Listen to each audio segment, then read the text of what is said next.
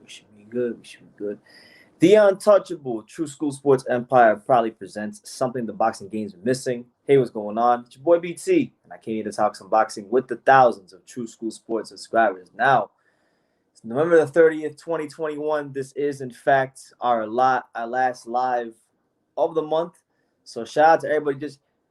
Shout out to everyone who's made this a great month for me on the channel. You know, we've had a lot of chance to get great content this month, and I really enjoyed every single second of what's happened this month. It's really been one of the most enjoyable months on YouTube this entire of my entire YouTube channel's history. So with that being said, hope everybody's doing good. I want to give you guys a couple programming reminders. This weekend and this week we're gonna have quite a lot of lives. We're gonna be live for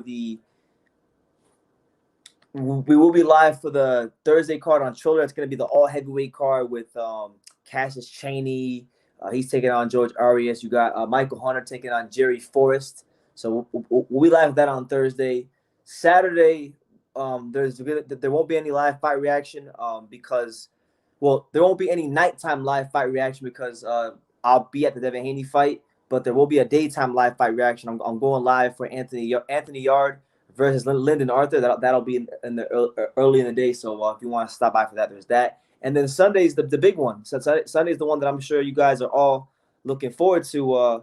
Gervonta Davis versus Cruz. So definitely a lot to look forward to and a lot to talk about here on True School Sports when it pertains to boxing. So yeah, definitely tune into those. But listen, man, right now we're still trying to process what the hell happened on Saturday with Teofimo Lopez as George Kambosos shocked the world and showed the world that, hey, he is everything that he says he is, and he became a celebrity overnight. He became an Australian boxing legend overnight. He became an inspiration to all boxers overnight because George Kambosos has shown the world that you don't need to have the big promoter to be successful. You don't got to make the Olympic team to be successful. You don't got to win the gold medal to be successful. If you have the determination, the heart, and the drive to succeed, you can overcome any and all circumstances. So, George Kambosos, I don't know about you guys out there. And by the way, if you're out there, smash that like button. But I don't know about you guys out there, but George Kambosos has been just a breath of fresh air because so many times in this lightweight division, we've had a lot of fights not happen. We've had a lot of back and forth between Devin Haney and Tio and Devin Haney and Ryan and Ryan and Tank and Tio and Tank and all these guys going back and forth, but they're doing a whole lot of talking and not a whole lot of fighting. So now that George Kambosos has got this belt, I think it's the best thing that could happen for the division because now whether they like it, whether Ryan likes it or whether Tank likes it or whether whoever likes it or not, the road to undisputed, if you want to be the undisputed champion in the lightweight division, the road to undisputed in the lightweight division goes through Australia.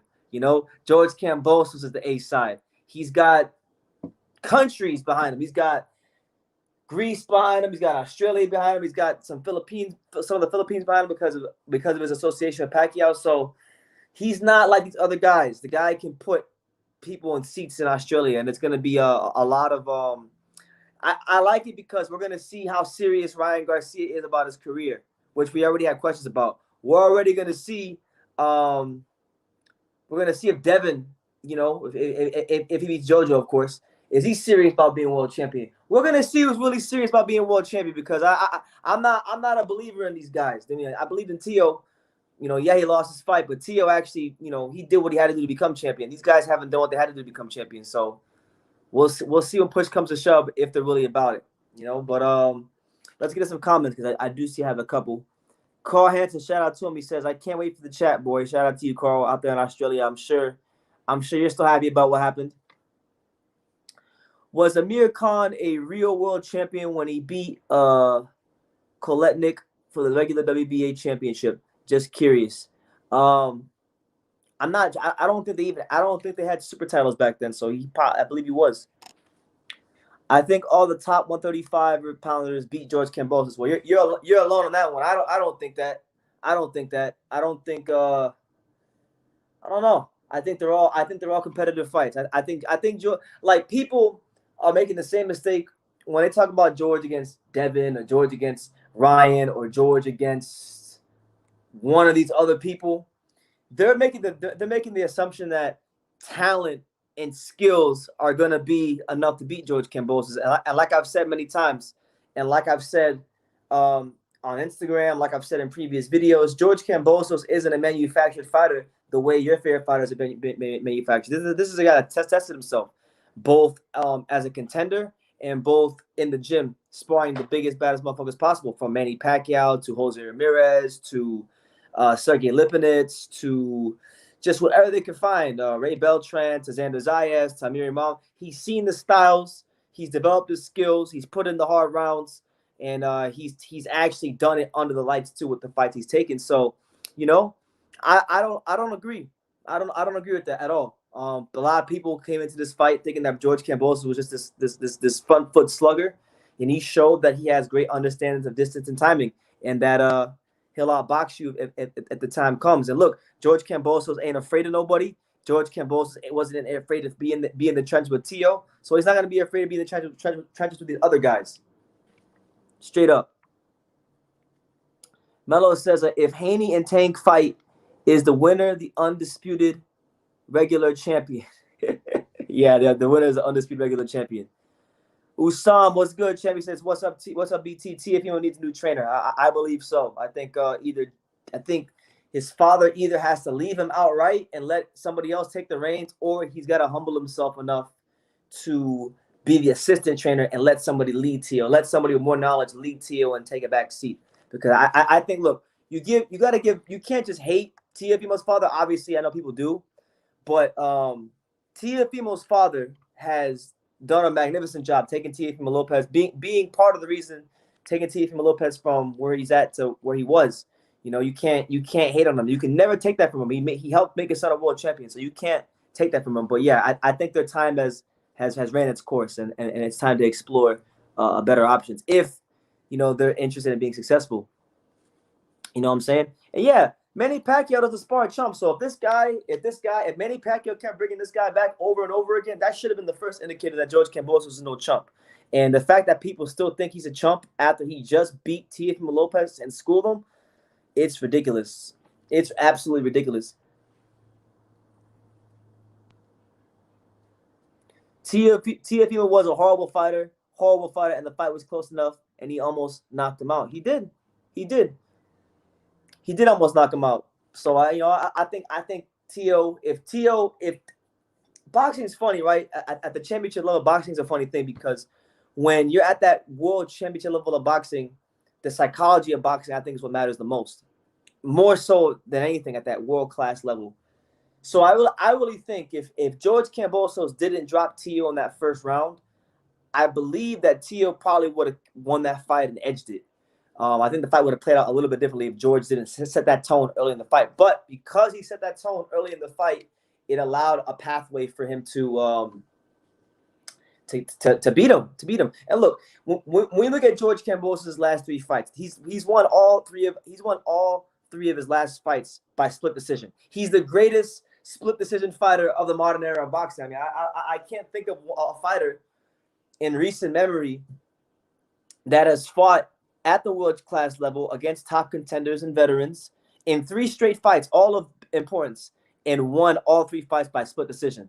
So what that tells you about George Kambosos is he the most dominant fighter in the world? No. Is George Kambosos the most talented fighter in the world? No. Hold on. But does George Kambosos know how to win, and does he know how to show just enough quality to get the victory? He does. And at the end of the day, that's all that matters. The split decision master. The split decision master. Usam says, I feel Teofimo with a game plan and zoned in like he was against Loma would beat Kambosos. Yeah, but you know what? Like I said many times in previous lives earlier this year, if you go back and check, Teofimo Lopez couldn't afford a letdown in this fight. I told everybody he cannot afford a letdown in this fight, because if he does, this is the kind of guy that will take advantage. And sure enough, that's exactly what happened. So, it is what it is, man. It is what it is. Okay. Why do people keep saying it was a one-sided fight when Tio lost by 1 to 2 rounds on the scorecards? I believe he did get robbed on some rounds. They were judging Tio by the face. It was a one-sided fight because of the perception going into the fight that Tia was just so much better than Kambosos. That was the perception that most people had.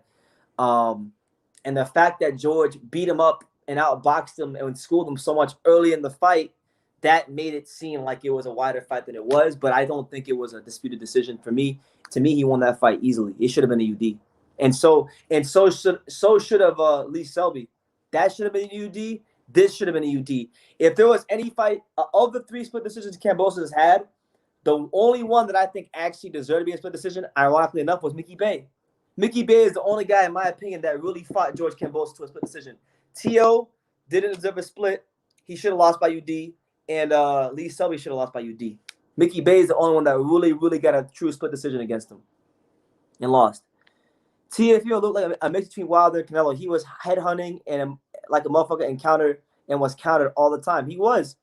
And, I think a lot of that comes from him just not having his nerves under control, not trying to do what got him. Like, he didn't do what got him to become the champion and the guy in the division. And look, he's got a long road back. I don't want to say I feel bad for Tio, but what's coming his way I think is really bad, because you got to understand, Teofimo Lopez, when he got the titles, he talked up. He talked bad about all the networks. He talked bad about Triller recently. He talked bad about Top Rank. He talked bad about Showtime.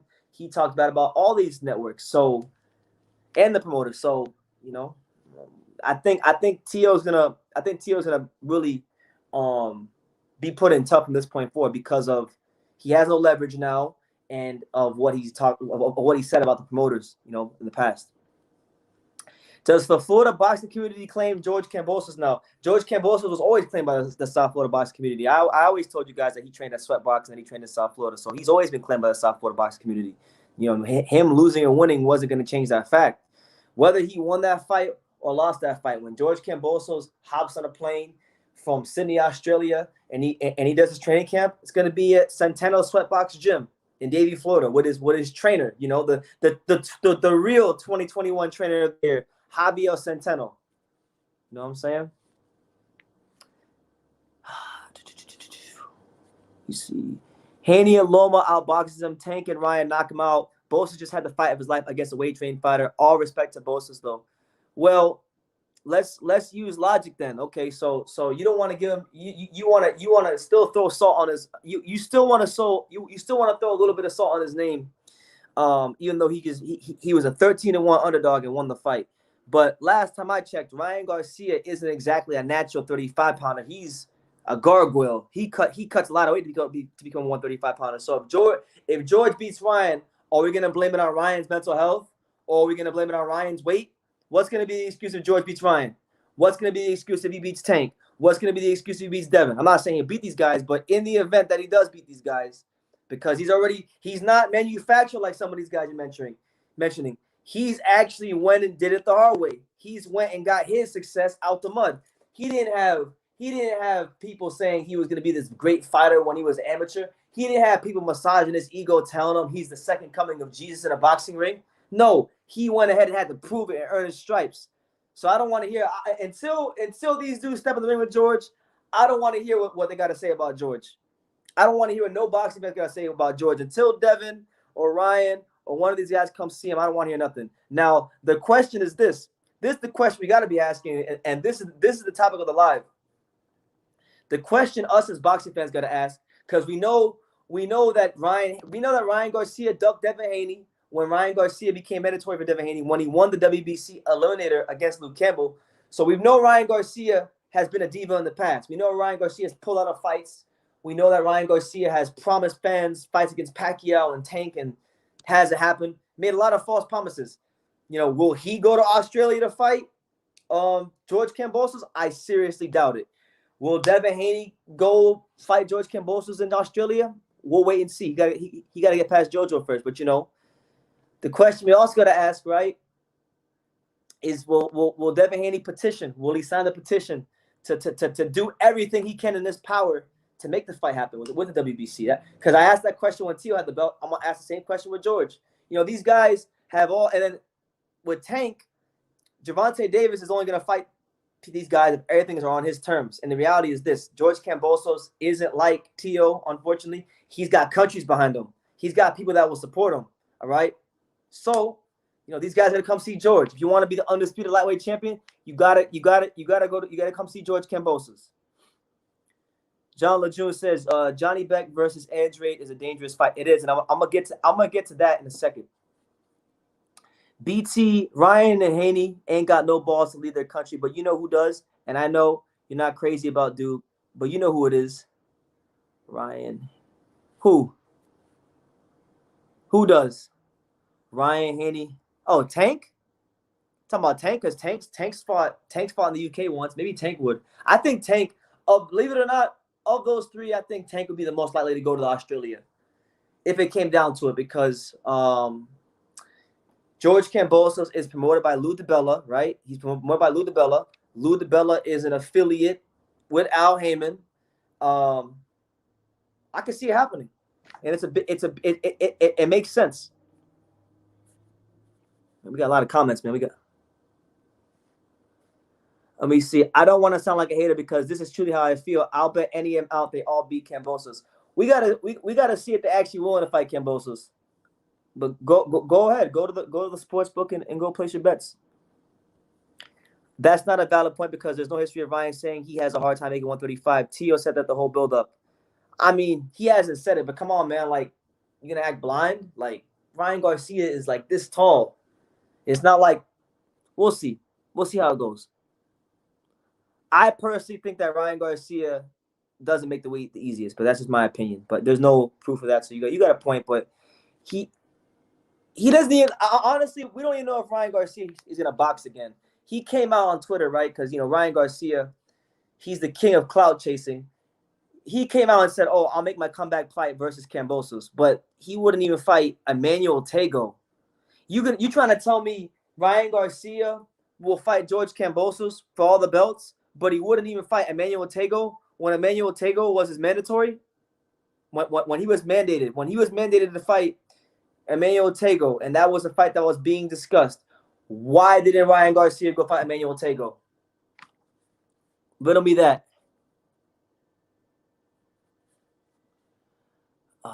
The loss was the best thing that could happen to Tio. The comeback will be real. I believe so. And I truthfully believe that, y'all could throw Tio under the bus. I'm not like that. I think Tio got to make some adjustments to his team and to his camp and a lot of things. But he's still a fantastic fighter. And look, people want to say this about Tio and they want to say that about Tio. But the reality is this.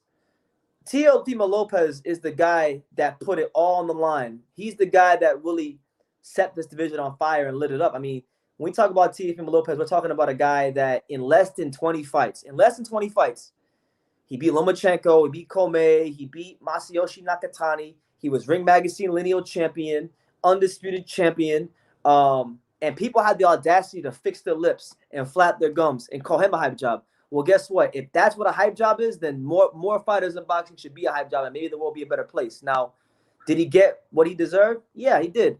He didn't prepare for Kambosos, and he got what he deserved on the night. But to sit here and say that he's a bum or a hype job, it's disgraceful to the sport of boxing because he's the guy that lit this division on fire. He's the guy that dared to be great and fought Lomachenko. He's the guy that set the tone for the younger generation of these lightweight fighters. So even with a loss, whether you like it or not, even with a loss, these guys are still following his lead. And I look forward to Teofimo Lopez moving up to 140 and pursuing greener pastures there. Kambosos is a very versatile fighter. And shout out to my guy, Chris Andre Boxing. I believe he has a channel. I think I've seen it before. British guy. Shout out to Chris Andre. He says Kambosos is a very versatile fighter. He's an intellectual pressure fighter usually, but showed a grab back foot game versus Tio. People are still sleeping on him. He's world class. And I don't know what more a guy's got to do to prove that he's world class. I mean, look, you know what it is? I'm going to tell y'all what it is. And I'm going to call a spade a spade. It's because he's Australian. It's because he's from Australia. If he was an American fighter and he did the same exact thing he did against Lopez, but was American, oh my God, there would be no end about how great he is, how he's second coming. But because he's from Australia and he won all of his five split decision, people want to question it. But look, all these guys, listen, it doesn't matter how you win. as long as you win. The great Evander Holyfield once told me 3 years ago when I was having a conversation with him. He said, BT, boxing isn't about how great you look in the ring all the time. It only matters about being just that much better than your opponent on the night. So if I was at here last fight, but my opponent was here, I lost, you know. And if I was here this fight and my opponent was right here, I won. Even though my performance in this fight wasn't as good as it was in this fight, I won this fight. So he just knows how to win. And sometimes that's the best skill to have. And if there's anything George Kambosos has proven so far against Mickey Bay, against Selby, against Lopez, 3 straight split decision victories, that lets me know that he knows how to win. Lomachenko, yeah, I can see that fight happening. I can see Lomachenko going over there, but you know, Lomachenko, he gotta make sure that he get past Comey first. You know, he should be Comey. I think stylistically it's a great matchup for him, but I don't think you know, I think he'll fight him. I think that fight will happen, but you know, he can't look past Comey. Comey is a former world champion. He can punch a little bit. You can't ever sleep on a guy like that. But should he do what he's supposed to do? Because I don't think that's a competitive fight. I think Lomachenko should beat Comey soundly. But if you don't take care of that, we can't even talk about Loma and Kambosos. Oh man. What do you think of Tia people getting a divorce right after his first baby was born? It sounds like he was set up for child support. I don't want to comment too much on that, but you know, definitely, that's what I believe. That's what I believe. Haney versus Kambosos. I promise you that. Oh wait, hold on a second, guys. We gotta give a shout out to our sponsor. Shout out to Keen. He said, "What up, BT?" Shout out to the sponsors. Now, Keen's the only guy that can activate the sponsor. So this is my boy Keen. So, where is it? Where are we at?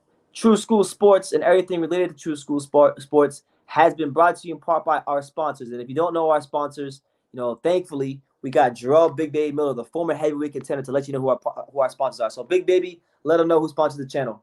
Vienna sausage, cinnamon buns, Wonder Bread, Kool-Aid with no motherfucking sugar. There you have it. Kool-Aid with no motherfucking sugar. Hey, Big Baby, let them know again if they didn't get the first time, because sometimes people don't hear correctly and they just don't pay attention. Let them know who sponsored the channel. Vienna sausage, cinnamon buns, Wonder Bread, Kool-Aid with no motherfucking sugar.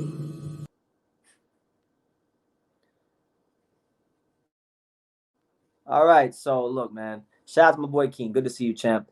I fucks with Comey. He is a dangerous fighter that hits like a bullet, and he is a class act. He is a class act, and I think of Lomachenko. I mean, I know the last fight with Nakatani, Lomachenko decided to be in the pocket a lot more, and he punished. Listen, to my detriment and to my own sorrow, he punished Nakatani, and it was a great fight. It was a great performance, probably the best performance he had at 135, and he fought like a guy that was pissed off. So this is definitely a step up from Nakatani. This is definitely a fight that was supposed to happen a couple years ago, but Comey pulled out with an injury, and that's why Loma fought Crawler.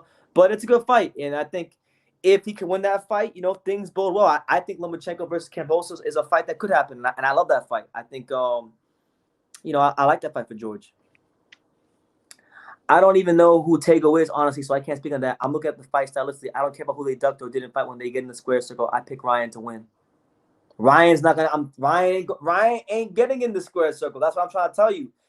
I'm bringing all the stuff of him ducking people because how he's behaved in the past will be a clear indicator of how he's gonna behave in the future. He beat Luke Campbell in a WBC final eliminator this year, which means that he was mandatory to the belt that Devin Haney holds, the portion of the belt that Devin Haney holds. And what did he do? What did our man Ryan Garcia do? He started calling out everybody but Devin Haney. He was ducking Devin Haney. So come on, man. He's not fighting George Kambosos. Salute, True School. Shout out to Danny the Great. Kambosos would knock out Ryan Garcia. I promise you. Hey, shit, that'd be amazing. That'd be amazing. But yeah, man. Rook Davis, how you doing, champ? Just here live talking about lightweight division. I really want to know, like, who on God's green earth, like which one of these guys, between Haney, Tank, and Ryan. I know Lomachenko, you could throw him in there as well, but I really want to talk about those guys because I think they've all, at some point in time, showed themselves to be divas. Ryan is a huge diva, the biggest diva in the division. He's number one.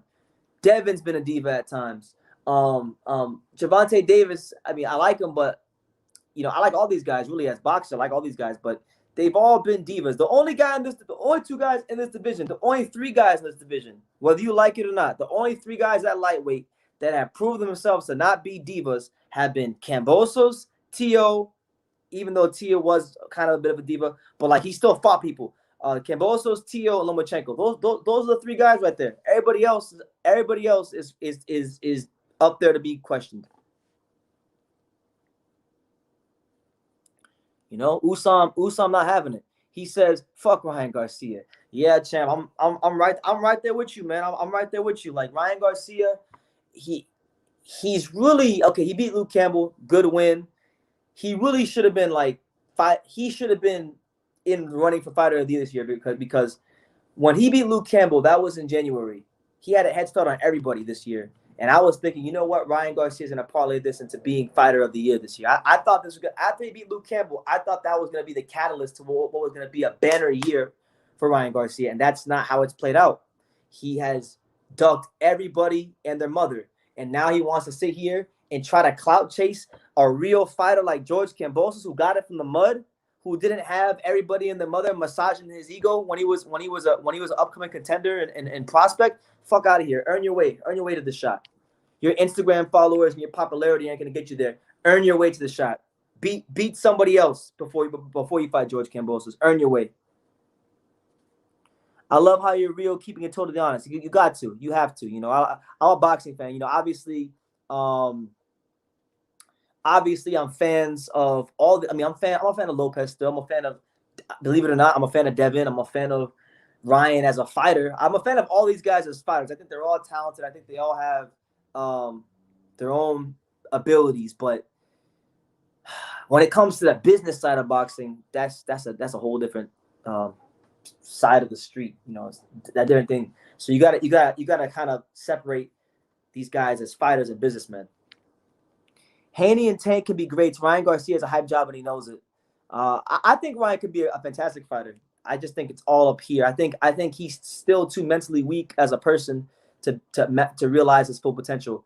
I'm not wishing bad on him, but I'm calling a spade a spade. Ryan Garcia cares too much about social media validation and all this stuff, and it gets to him.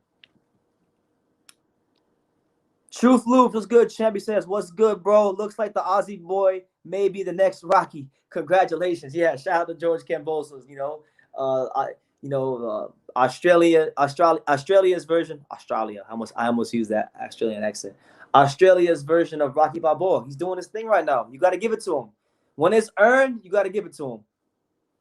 That's all divas, BT. That's why Kambosos is a breath of fresh air, like you said. And yeah, the only ones who have actually went out there and put the work in is Kambosos, Loma, and Tio. That's not hate. These are real facts. They're real facts. They're real facts. That's why, look, I be talking shit about Lomachenko sometimes, but I respect him. He's a great fighter.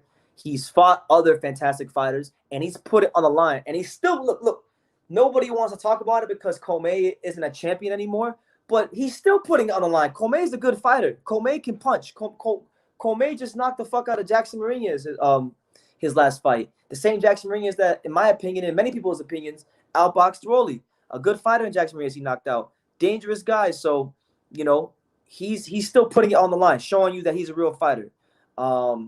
Respect to all three of those guys, because if it wasn't for all three of those guys, this division, if boxing had to wait for Tank, Devin, and Ryan to fight somebody, this division would never move. It would never move. It would never, ever move. Tio let the Lomachenko win get to his head and got cocky. Tio and his pops looted, and due to them not getting defeat, going full Adrian Broner, Wilder, Tio will get his ass whipped again. I promise you. Maybe he will, and maybe he won't, but at least he'll get in the ring and fight people, unlike other guys. Look, I love Tio. I got respect for his father. They've been good to me. But the reality, I call a spade a spade. They absolutely, positively, 100% without a shadow of a doubt, disgraced themselves this past Saturday night. And I was really, really disgusted hearing Teofimo Lopez saying that he thought he won the fight. I was disgusted with how he acted in the post-fight, in the post-fight interview. I understand You just lost. I understand emotions are high, but the reality is this: you didn't win. It's George Kambosos' moment. Let the man have his moment. I feel like he tried to throw salt on George Kambosos' moment, and it's not looking good for him right now. It's not looking good, you know. So he's got a lot of soul searching to do. I know there were some things going on with him outside the ring, but listen, with the boxing is a results-based business, so it doesn't matter if your dog died. It doesn't matter if you were going through a divorce. It doesn't matter about none of that. Like none of that truthfully matters. I hate to sound like a dick, but people don't care about that. People just care about what did you do on the night. It's a results-based business. Is it cruel? Is it unfair to fighters? Sometimes it can be. But you know what? The fighters that were great, the fighters that we love, revere, and respect oh so much, we love and revere and respect them oh so much because they overcame adversities both in and out the ring. That's why they're great in the first place. So, you know, hopefully Tio can come back strong. I'm still supporting him. But he's got work to do. It's okay to disagree. No need to call him a diva when he's risked his life 21 times. But when you have hate for a fighter, we tend to become hypocritical because if this was Andrade, you would defend him in a heartbeat. Are we comparing Devin? Listen, we can't compare Devin. Don't compare Devin Haney to Andrade. Devin Haney is not anywhere close to Demetrius Andrade, and never will be. Not even on his best day. Don't ever compare him to Demetrius Andrade. You sound foolish. You sound absolutely foolish. Devin Haney's been in prime position to fight guys and chose not to do it. Demetrius Andrade's been ducked by almost everybody in the mother. They're different. They're different people, different careers, different people, different weight classes. Don't try to compare Devin Haney to Demetrius Andrade. It's not even close. All of a sudden, Haney's dad Bill said now he's going to send Kambosos contracts, but never sent contracts to Tio. And it is what it is, man. You know, it is what it is. All these guys. That's why, like, I'm trying not to disrespect these fighters, man. I don't want to disrespect these fighters because I have a genuine respect for them.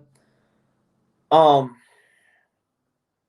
the thing is, they're all people. Like, I understand, like, they're all people. They want all the same things I want in life. They want to be successful. They want to just be content with life. But like, man, you guys weren't doing shit when Tio had the belt. You guys were just chirping back and forth. But you said everything like, "But let's fight." Now that George is the Kambosos, everyone want to fight. Well, guess what? If they want to fight, they better have the passports ready.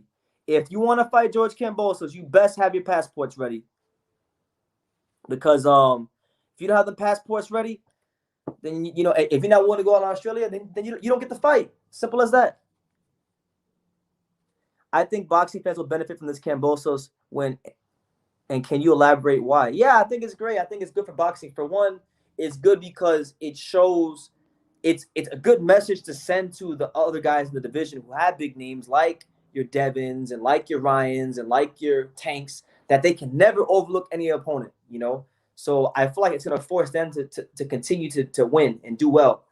That's number one, because they don't want to be like Tio. Number two, another reason it's good is because George is from Australia and he wants to fight in Australia and he has all the belts. He's actually done something worthy of putting himself in a position of power in negotiations, and he wants to fight in Australia. So if they want to come see him, they have to go to the land down under to do it.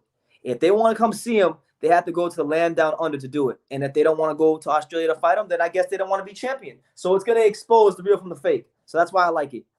And it's just good. It's good.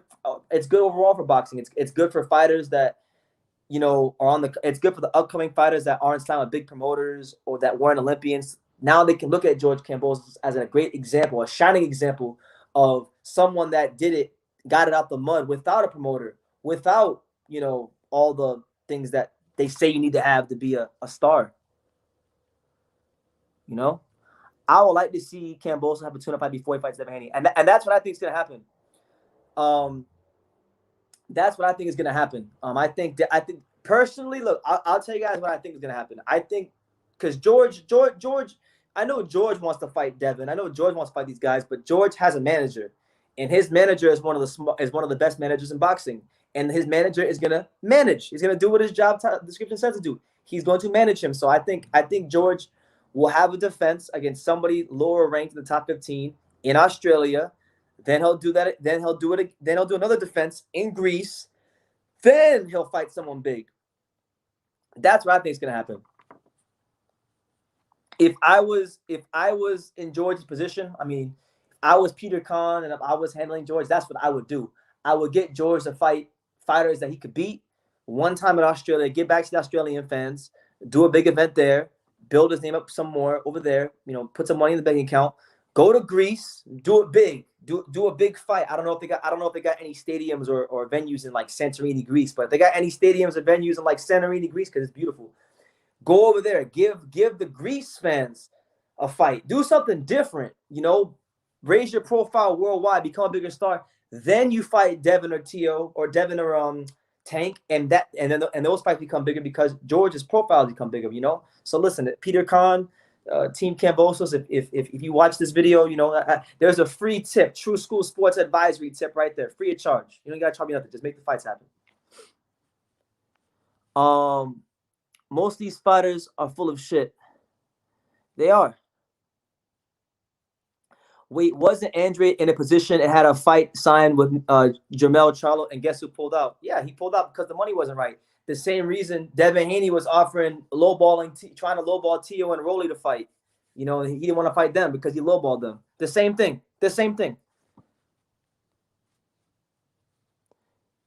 See, George would pack out huge stadiums in Australia, so they can't say there's not enough money in it. Exactly, they can't play that. They can't play those political games. That's why I love this. This is the best. I never considered this, but this is the best thing that could happen to this overrated division. This division has been one of the most over. It's a division full of so many talented fighters that don't want to fight each other, unless you're like Loma, Kambosos, or Tio. And people are saying that Tio is a diva. Tio is this, that, and the third. Well, guess what? If he was a diva, he actually earned the right to be a diva. Devin didn't earn the right to be a diva. Tank didn't earn the right to be a diva. Ryan sure as fuck didn't earn the right to be a diva. So if he was a diva, at least he actually won fights to be a diva. What fights have Devin or Tank or Ryan won in their careers to be a diva? I'm not sitting here trying to defend Teofimo. He did what he did. It played out how it played out. But just saying. And Ludabella came on the Boxing Boys and said George's next fight isn't Haney. Did he? I didn't see it. Did he? Ludabella will squeeze all the juice. He did. Actually, you're right. He did. But promoters say a lot of things. He might say that right now. We'll see. We can't even talk about Devin Haney because he gotta make sure he gets past Jojo. You can't overlook none of these fights. You gotta take things fight by fight. Devin should beat Jojo, but he has to get past Jojo. So we can't even talk about what George's next fight if it's against Devin Haney because Devin Haney hasn't even won his next fight. But yeah, I'll be there. I'll be there this weekend, and we'll see how Devin Haney looks at the MGM Grand. Ludabella will squeeze all the juice out of Kambosos. He will not throw him in there immediately with Loma, Tank, or Haney. Maybe Ryan because he's easy money, but Golden Boy won't send him down under. Exactly. So let's have a quick look. Let's look at who we think could be a potential George Kambosos fight next, because that's what we need to be talking about. Let's go to them rankings, right? Shout out to everybody. Make sure you smash the like button if you like the content, whether you agree or disagree. If you enjoy the channel and you enjoy all the content on the channel, the interviews and stuff, support the channel by dropping a super chat. All right, let's go to 135. So if we go to 135, right? 135. So George Kambosos is the emperor. He's clearly the best lightweight in the world right now at this moment in time. It doesn't matter if you think Devin is more talented. It doesn't matter if you think Ryan Garcia has more followers. It don't matter what the fuck you think. George Kambosos is the best lightweight in the world right now at this moment in time. Irrespective of who you think might beat him or who's more talented, he's earned the right to be called that right now. So if we look at the WBC, here's a couple names we can throw out there. So number 15, you have William Zepeda. He's been fighting a lot on these DAZN shows. That could be an option, and Zepeda is a come forward fighter. I feel like stylistically that could be a good fight for George. Maybe he could be an option. You got Maxie Hughes, who's a good, slick, technical boxer. He's ranked 14th in WBC. You got Michelle Rivera, another good prospect, a PBC fighter. Maybe he winds up locking horns with George Kambosos. You got Emmanuel Tego. That fight could happen, but I don't think it will because they're both trained by the same trainer.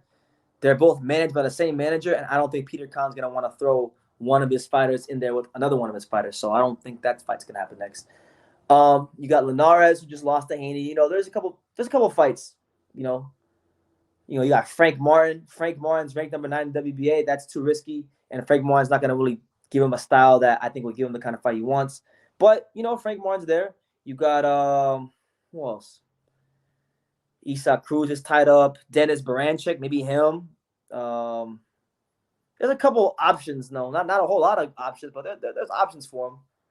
I'm gonna say out of all the guys I named, I'm gonna say probably I think William Zepeda or Michelle Rivera. I think one of those fights. He'll defend against someone like that. Michelle Rivera might be a danger. He might lose to Michelle Rivera because Michelle Rivera can box.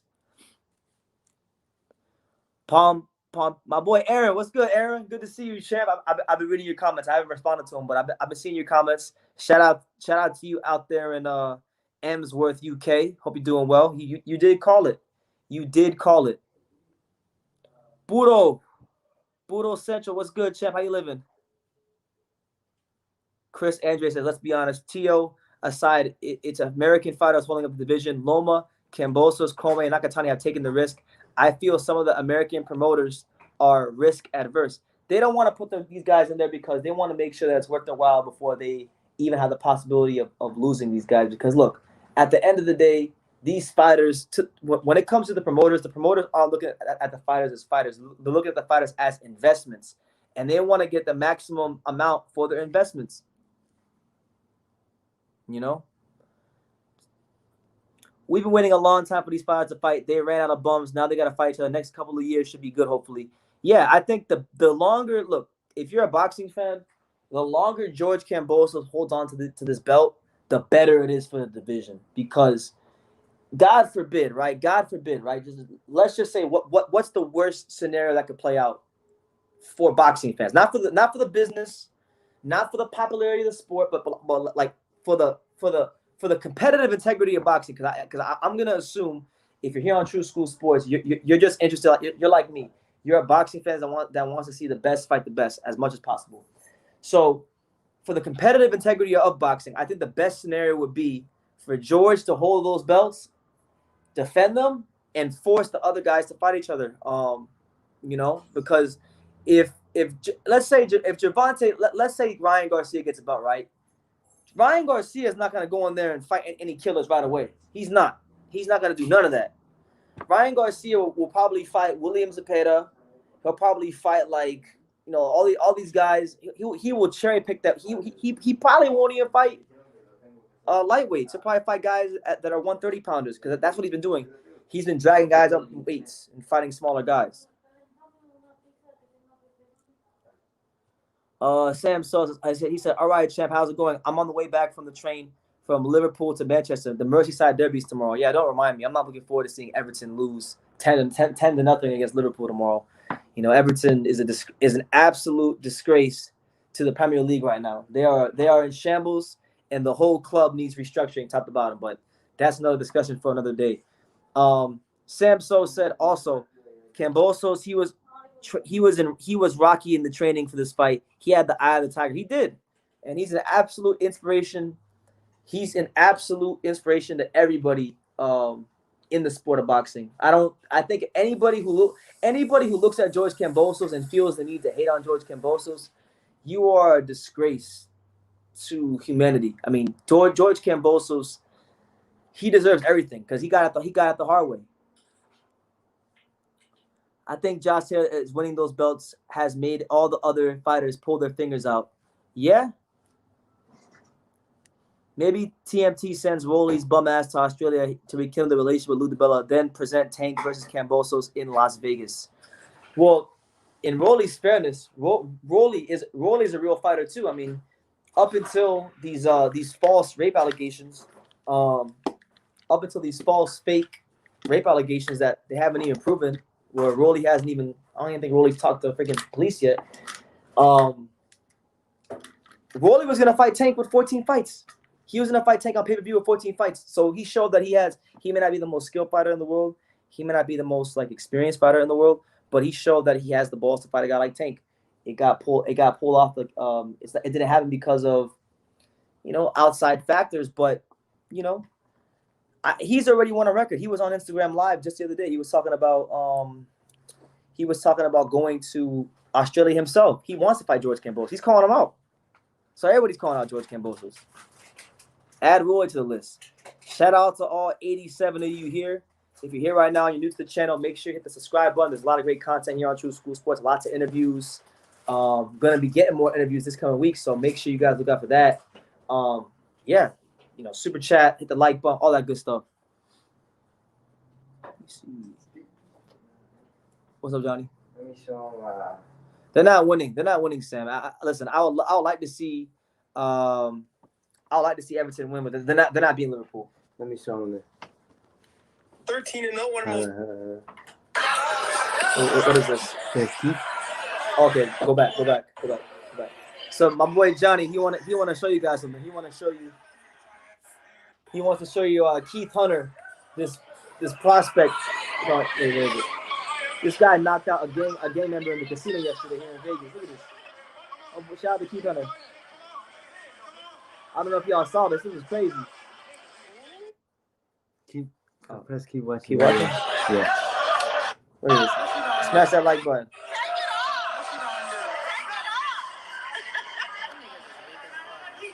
He about to knock him out. Watch.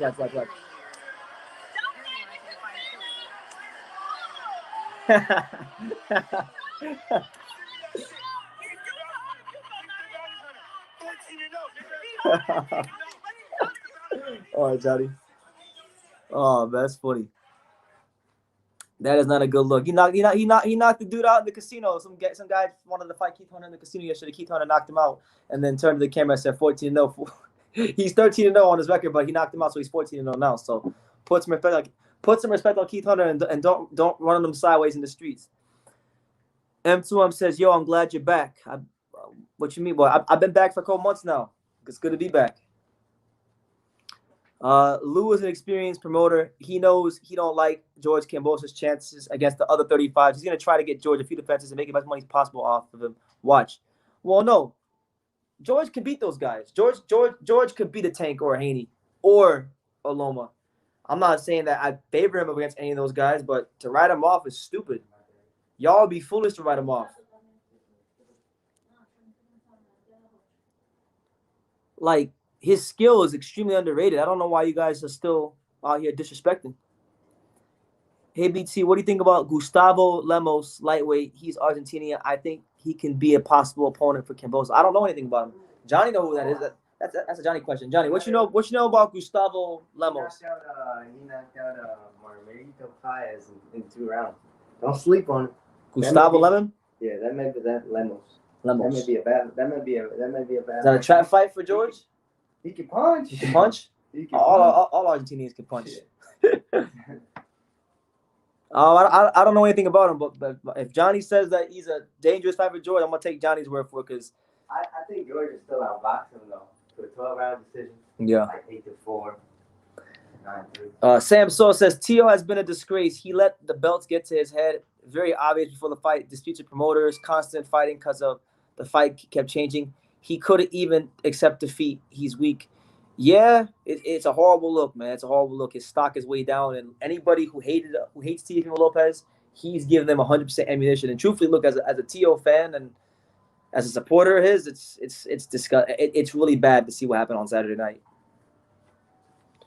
Tio needs to drop his father's corner instruction. Terrible, trying to live his boxing dream through his son. Yeah, my son, bro. What you gonna do when my son punch you in your mouth? You know. Listen, I think that's the best way to go. And the thing is, look, Junior, Tio Senior, right? I know for a fact that he has good relationships with multiple trainers in the South Florida area. Like, for example, I'm gonna put y'all guys on game. So Teofimo Lopez Sr., there's this group chat he has on WhatsApp, and I actually got added to this group chat like a year ago after I interviewed him. And there's all kinds of people in this group chat. And like, there's different trainers in this group chat that Junior knows that could help his son out, and that could be the head trainer and really impart some wisdom. And he knows we gotta hire if you want to fix Tio, if he wants to see Tio have any more success.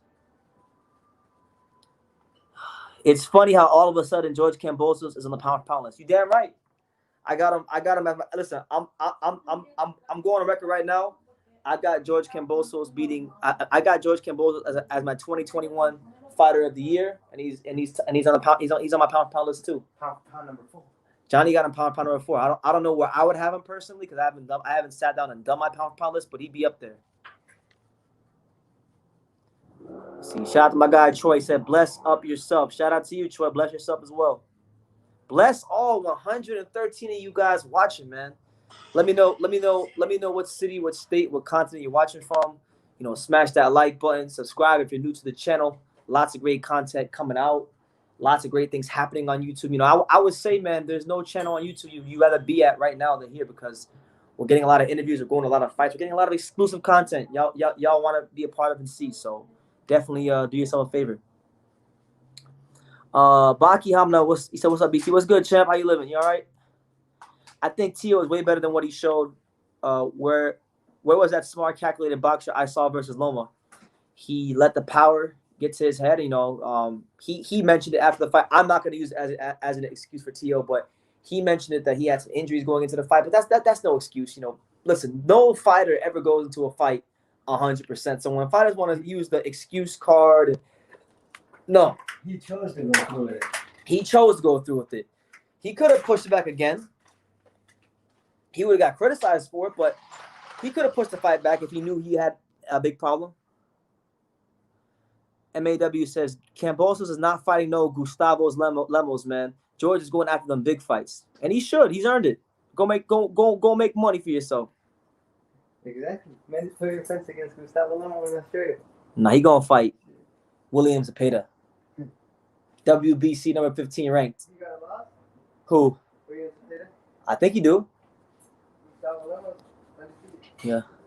Undefeated. Daniel Egan, shout out to him with the $7.99 Australian super chat. He says, "Open up the panel, my guy. I got some stuff to contribute." I'd actually love to open up the panel, but I'm actually going live on my iPhone and whenever I try to do that on the iPhone, it doesn't work. My microphone, I don't know what happened, but like my microphone broke. I don't know if it broke or if it's not working properly, but my microphone wasn't working properly for this live. So like I'm going live on my iPhone. If you don't believe me, look, I'm on my iPhone and there's my computer. So there's my computer. So we'll do it another day. I'll definitely have you on, just not today. So my microphone broke and I don't want to try doing it on the iPhone because it doesn't work on the iPhone properly. On my iPhone has problems. But I appreciate you, Daniel. Daniel, if there's anything you want to ask me, feel free to ask. I'll get to your comments. The difference between Devin and Tio is who raised them, role model versus selfish drug addict. Well, look, I like Bill. I got nothing bad to say about Bill. Good guy, but man, he was a pimp too. Everybody got skeletons in the closet. Everyone in boxing got skeletons in their closet. You know, everyone got skeletons in their closet, man. Like, Bill was a pimp. Tio's dad does drugs, and we all have our own things to do. But I think Devin has a great chance this week to really start to turn the tables and turn the tides in his favor. He's first of all, even before Tio would have lost this fight, let's just say if Tio would have won this fight against Kambosos, he was still headlining at the MGM Grand anyway. All right, and that's always a big moment for any fighter. Your first time headlining the MGM Grand against Jojo Diaz, you know, big moment for him. But now that Tio lost, it makes it that much bigger because of what's happened in the division. So, we'll see what happens. We'll definitely see what happens. Shout out to my guy Dave B. Said UK here. What are your thoughts on Amir Khan versus Kell Brook? It just got announced. What are my thoughts on it? Man, I'm absolutely over the moon about it. Anybody who knows me knows that I've been wanting that fight for years. I mean, I've been covering boxing here on YouTube since 2015. That fight has literally been talked about since before I was even here on YouTube covering boxing. And I've made over 20 videos talking about that fight and that matchup. So the fact that we finally got a date, we finally got a venue, we finally got a TV network, we finally got a fight poster. We know when they're going to fight. They're fighting 8 days after my 27th birthday. My birthday is February the 11th. They're fighting February 19th. So it's a good birthday present for your boy BT. It's great. You know, it's not, obviously, it doesn't mean what it once did because both fighters are no longer top welterweights. Neither one of them are world champions or anything like that. But I love this fight because the one thing I feel like boxing is missing sometimes is genuine rivalries, genuine fights with genuine like disdain for one another. And this is a fight where I really believe Brook don't like Khan and Khan don't like Brook, and that's why I think it's gonna be a fight that people have people are gonna get excited about when it comes around. Tia reminds me of Buster Douglas in terms of just having the fight of his life. As soon as he defended his title, he got smoked. Y'all just a prisoner of the moment, and that's okay. Prisoner of the moment. Well, Buster Douglas didn't beat any world champions before he fought Mike Tyson. He had a one-off fight and then got his ass whipped by Evander Holyfield. Tia won the IBF belt from Comey in dominant fashion, stopped him easily, and what was it, 2 rounds? Then he won the undisputed titles. Then he lost. It was a slow build-up till he failed. Buster just got it and lost it. Buster got it, got his check, got fat, got knocked out, and faded into obscurity. So don't. I like Buster. Buster was a good fighter. I think an underrated fighter at times, but don't compare Buster to Tio. That's foolishness.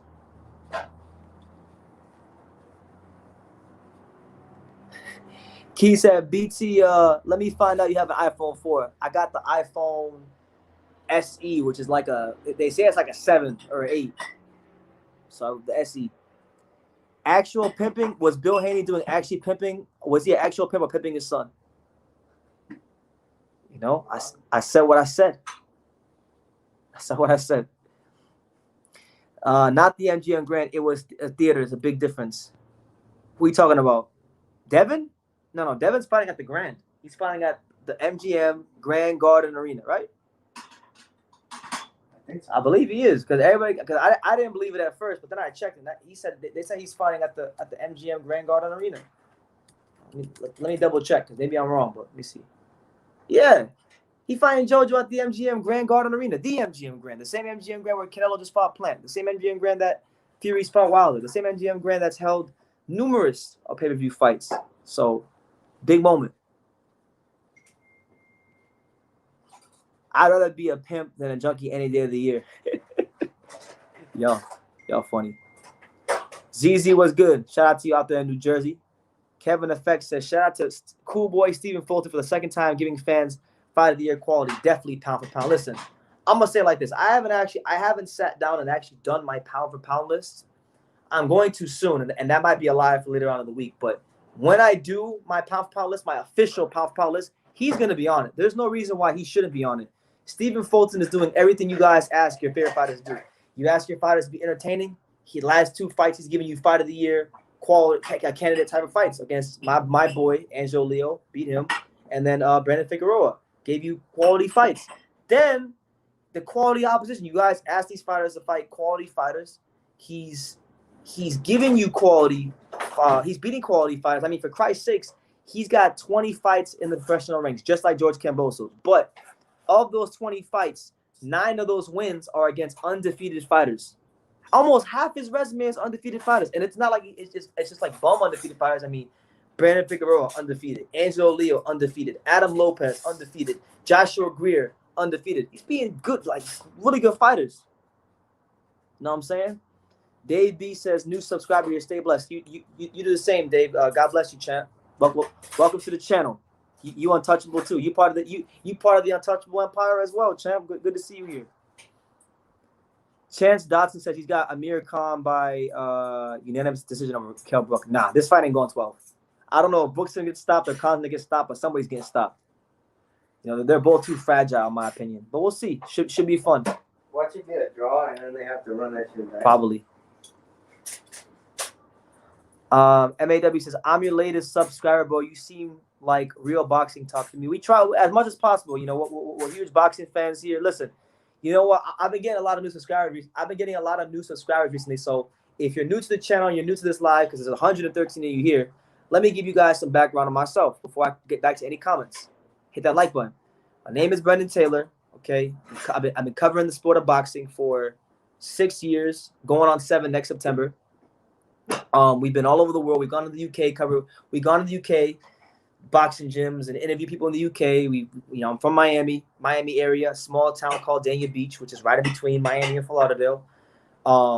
Interviewed all the greats, interviewed the who's who of boxing, from Evander Holyfield to Larry Holmes to Riddick Bowe to Vladimir Klitschko to even more recent names like Teofimo Lopez, Gervonta Davis, Devin Haney, whoever you want to name. Terrence Crawford, Earl Spence, everyone to name. You know, just about everybody. Angelo Leo, you know, have to hold him in there. My guy. You know, champions, Hall of Famers, top trainers, known trainers, unknown trainers, amateurs, everybody. This is. If you're a boxing fan, this is where you want to be at. This is the home of boxing. So that's just a little background on me.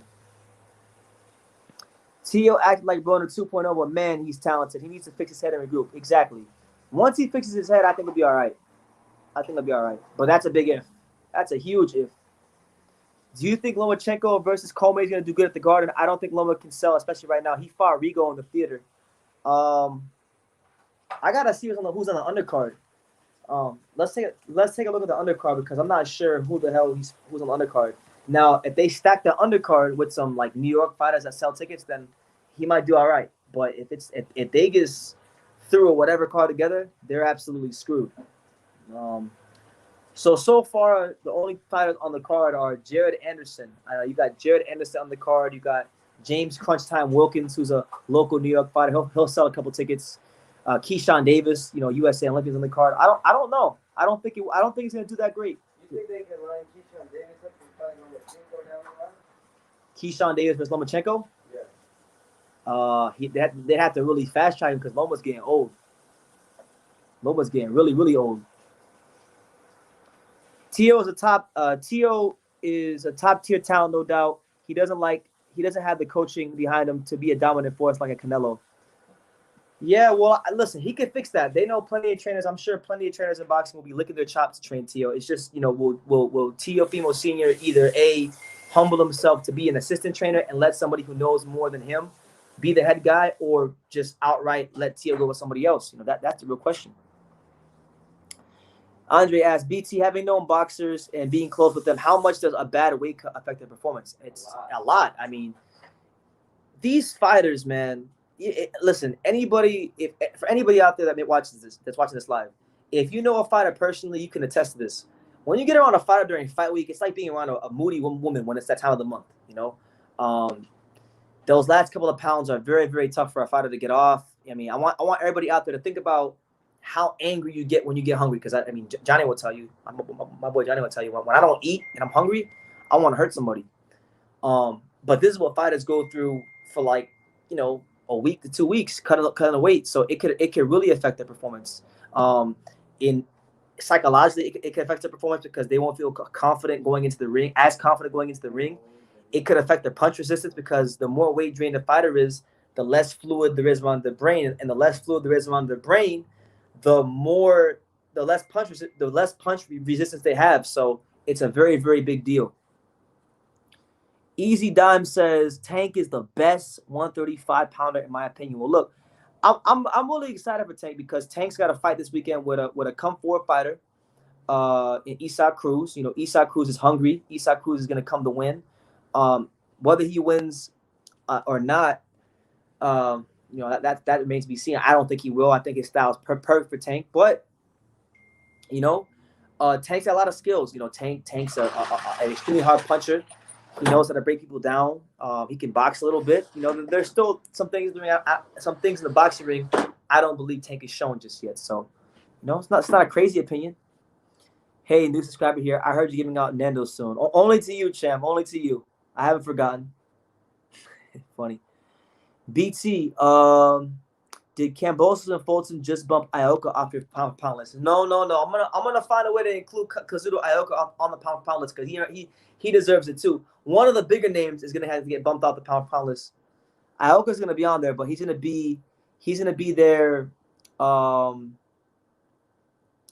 there on the lower part of the list when it comes out. Keep heavyweights off the list. Make a heavyweight list. Think so? We'll see. We'll see what the future holds with the pound list. Comey is based out of New York as well. He is, but I don't know if he's the kind of guy that will sell tons of tickets in New York. You know what I'm saying? So we'll see how it goes. How do you think Tio does at 140? You think he can beat those guys at the top up there? I think Tio will be better at 140. I think 140 will be better for him because he's gonna have to. He'll be stronger. The weight cut won't be as sharp for him. And as far as fighting these guys like Ramirez and Chon Cepeda and them guys, Taylor, they're all hard fights. All of them are hard fights. I think before he gets to 140, he needs to really make a change to his corner. And listen, I know it's tough because just last year his dad was the trainer of the year. But what we saw in that Kambosos fight cannot be excused. I mean, if Tio wants to be real, he has to. And Junior, listen, his dad's got to be real. His dad let him down in certain ways. So I think it's imperative that he get that situated first and then go to 140. With new ideas, new philosophies, and a better Tio. How do you feel about Andrade versus Johnny Beck Alum Koli? Hell of a first of all, it's not really a fight that I'm surprised happened because as anybody who's been watching my lives and my videos, when we talk about Andrade, I've been telling you guys, Golovkin is not going to fight him. Canelo is definitely not fighting him. Charlo is not going to fight him because he doesn't have the balls to fight him.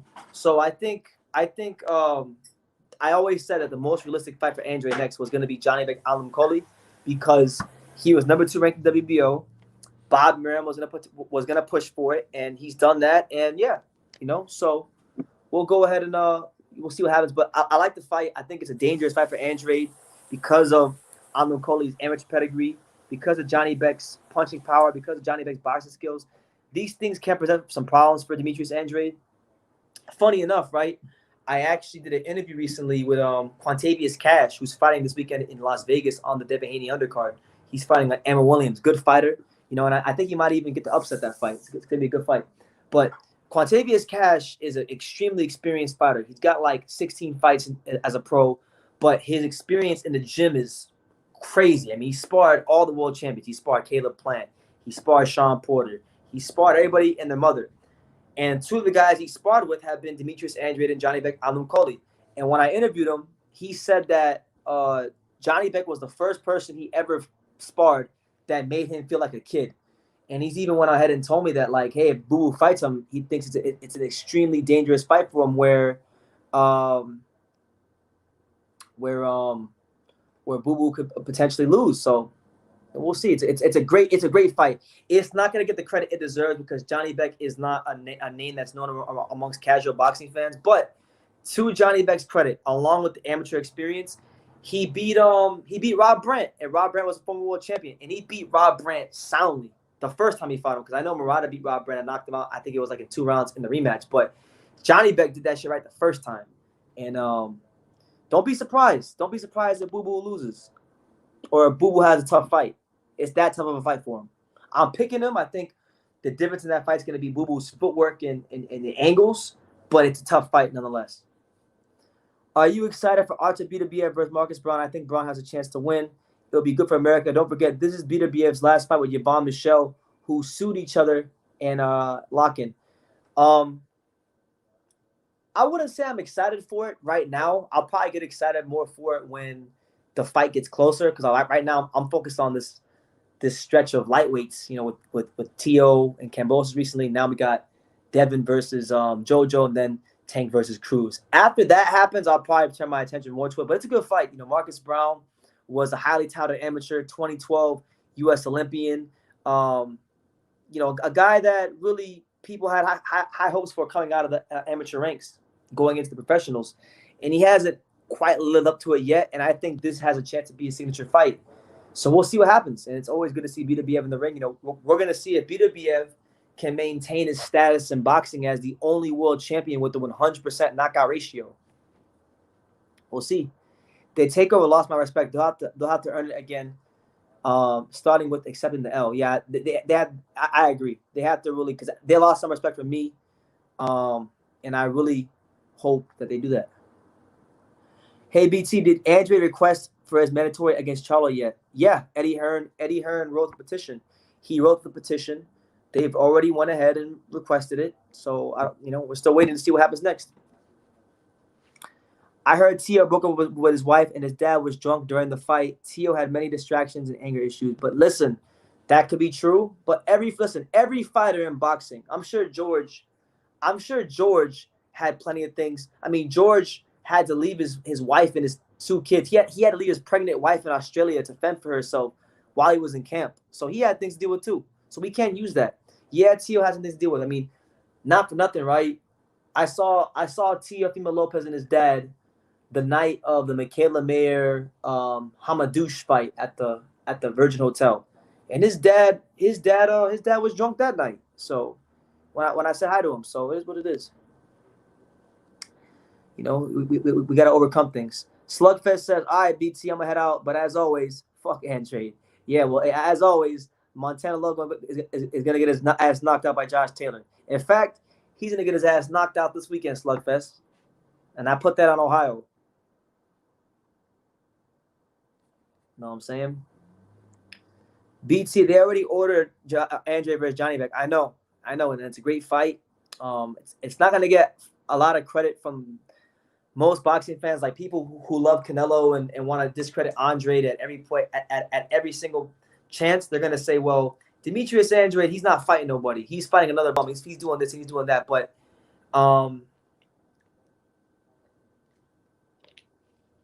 Johnny Beck's extremely dangerous. You know, he's already knocked out a former world champion in Rob Brandt. So, a guy like that is not someone you want to overlook. A lot of amateur experience as well. Tank is the best at 135. Anything else is cap. Well, Tank, we'll see, man. Because Tank. To be honest, I like Tank. I'm a fan of his. Huge fan of his, actually. Love Tank. But Gervonta Davis hasn't even fought a whole lot of 135-pounders to begin with. You know, Gervonta Davis, he fought Gamboa. That was a fight where he didn't look his best. His last fight, he fought Barrios, who was a 140-pounder. Now he's fighting Cruz. And Cruz, I like the Cruz fight because Cruz is a full-fledged 35-pounder. I would have liked the Rolly fight more, but this isn't bad either. How do you know Senior was drunk? I just know. I was there. I just know. I'm not gonna get into it, but I just know. BT, but where was Joey Gamache at? Joey Gamache isn't part of the team anymore, from what I understand. So that's just what it is. You know, hopefully they can reconcile that. Yo, BT, I told you, bro. I told you, big love, man. Yeah, you did, man. Listen, no, I'm not salty at all. You know, I think if you go back and you watch the early parts of the live, I think George Kambosos being the world champion at 135 is the best thing for this division. I think it's great for boxing.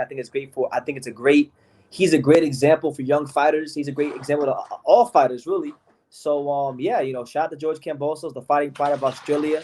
You know, I know Teofimo Lopez is one of South Florida's very own. But, you know, George Kambosos, he got his tools sharp in South Florida, where I'm from, at Centeno Sweatbox in Davie, Florida. So, you know, we'll claim George as well.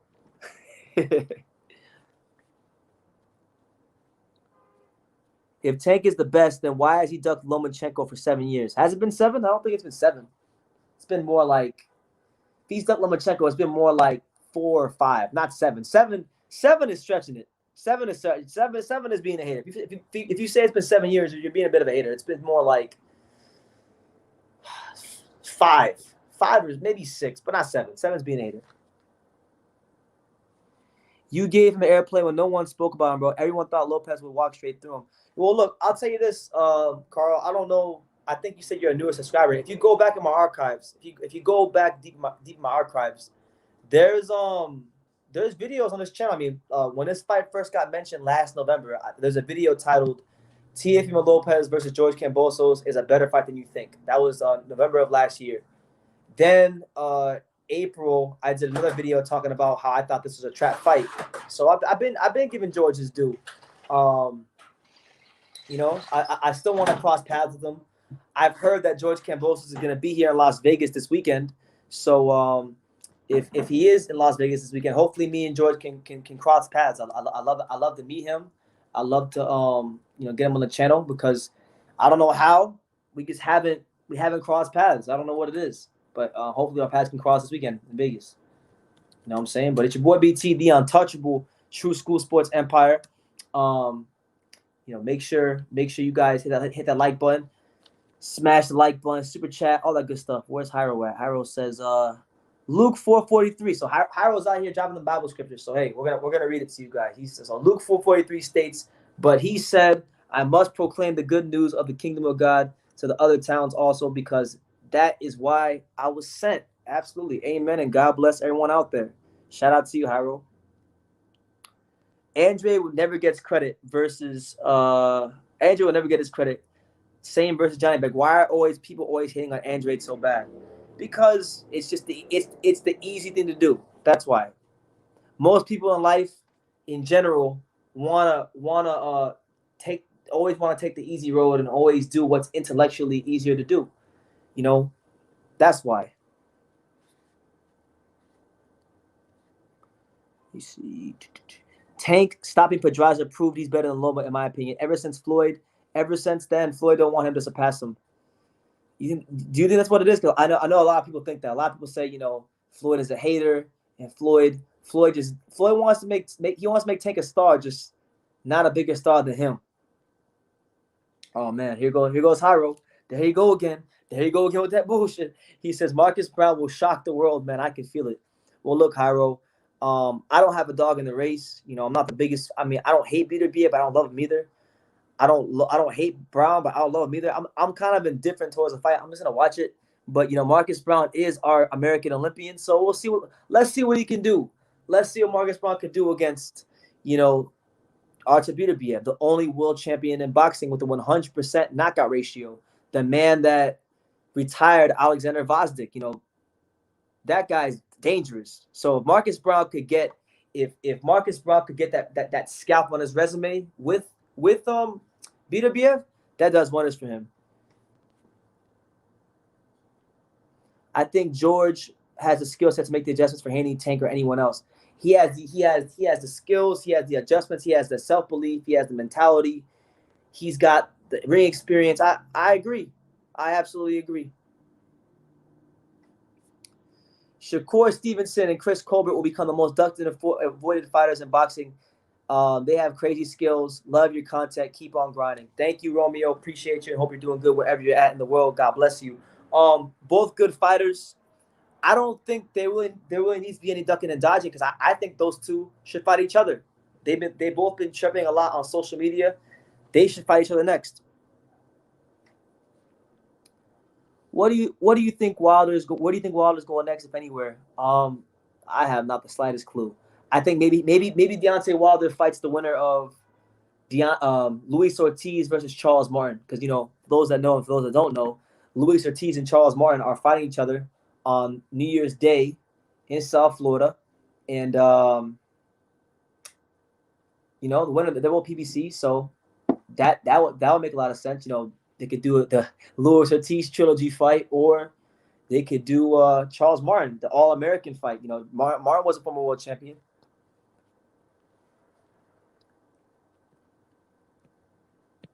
Kambosos is a hard fight for anyone. Yeah, I don't know why. I don't know how anybody can sit there and watch the Lee Selby fight, watch the Lopez fight, and think that George Kambosos, and then know that he sparred 200+ rounds with Manny Pacquiao, sparred with Ramirez, sparring with Xander Zayas every day. Like, all these facts, but you want to sit here and talk about him like he's a C-class fighter. What happens if Haney fights Kambosos and wins? Tio's best bet is to pull a Loma and work his way back. If Devin wins and beats Kambosos, then Devin Haney is the man at 135, and he deserves all the credit in the world. Anybody who beats George Kambosos deserves all the credit in the world, because, 3 men have come close, all right? 3 men have come close. Mickey Bay, I just interviewed him recently, former world champion, good fighter in his day. They called Mickey Bay on a short notice to fight Kambosos, and he had a really close fight with Kambosos. If I would venture to say, if Mickey Bay didn't get dropped by Kambosos, that fight could have been a draw. And of the 3 guys between Tio, Lee Selby, and Mickey Bay, I think he's the only one that deserved a split decision loss. I think Lee Selby and Tio both should have lost by a UD. So George Kambosos, he knows how to win. If Devin can find a way to beat him, that would be a huge feather in Devin Haney's cap, and it would go a long way with me. And listen, I'm looking forward to seeing what Devin Haney can do this week against a very game and determined fighter like Jojo Diaz. He's fighting and headlining in the premier venue in all of boxing, the MGM Grand, and I'm going to be there. I'm gonna be there. Johnny's gonna be there. Angelo Leo might be going with us to the fight. So it's gonna be a crazy weekend. We're gonna have some world-class content for you guys. Sentio Media says, I'm here on this channel for the first time. So far, it sounds good.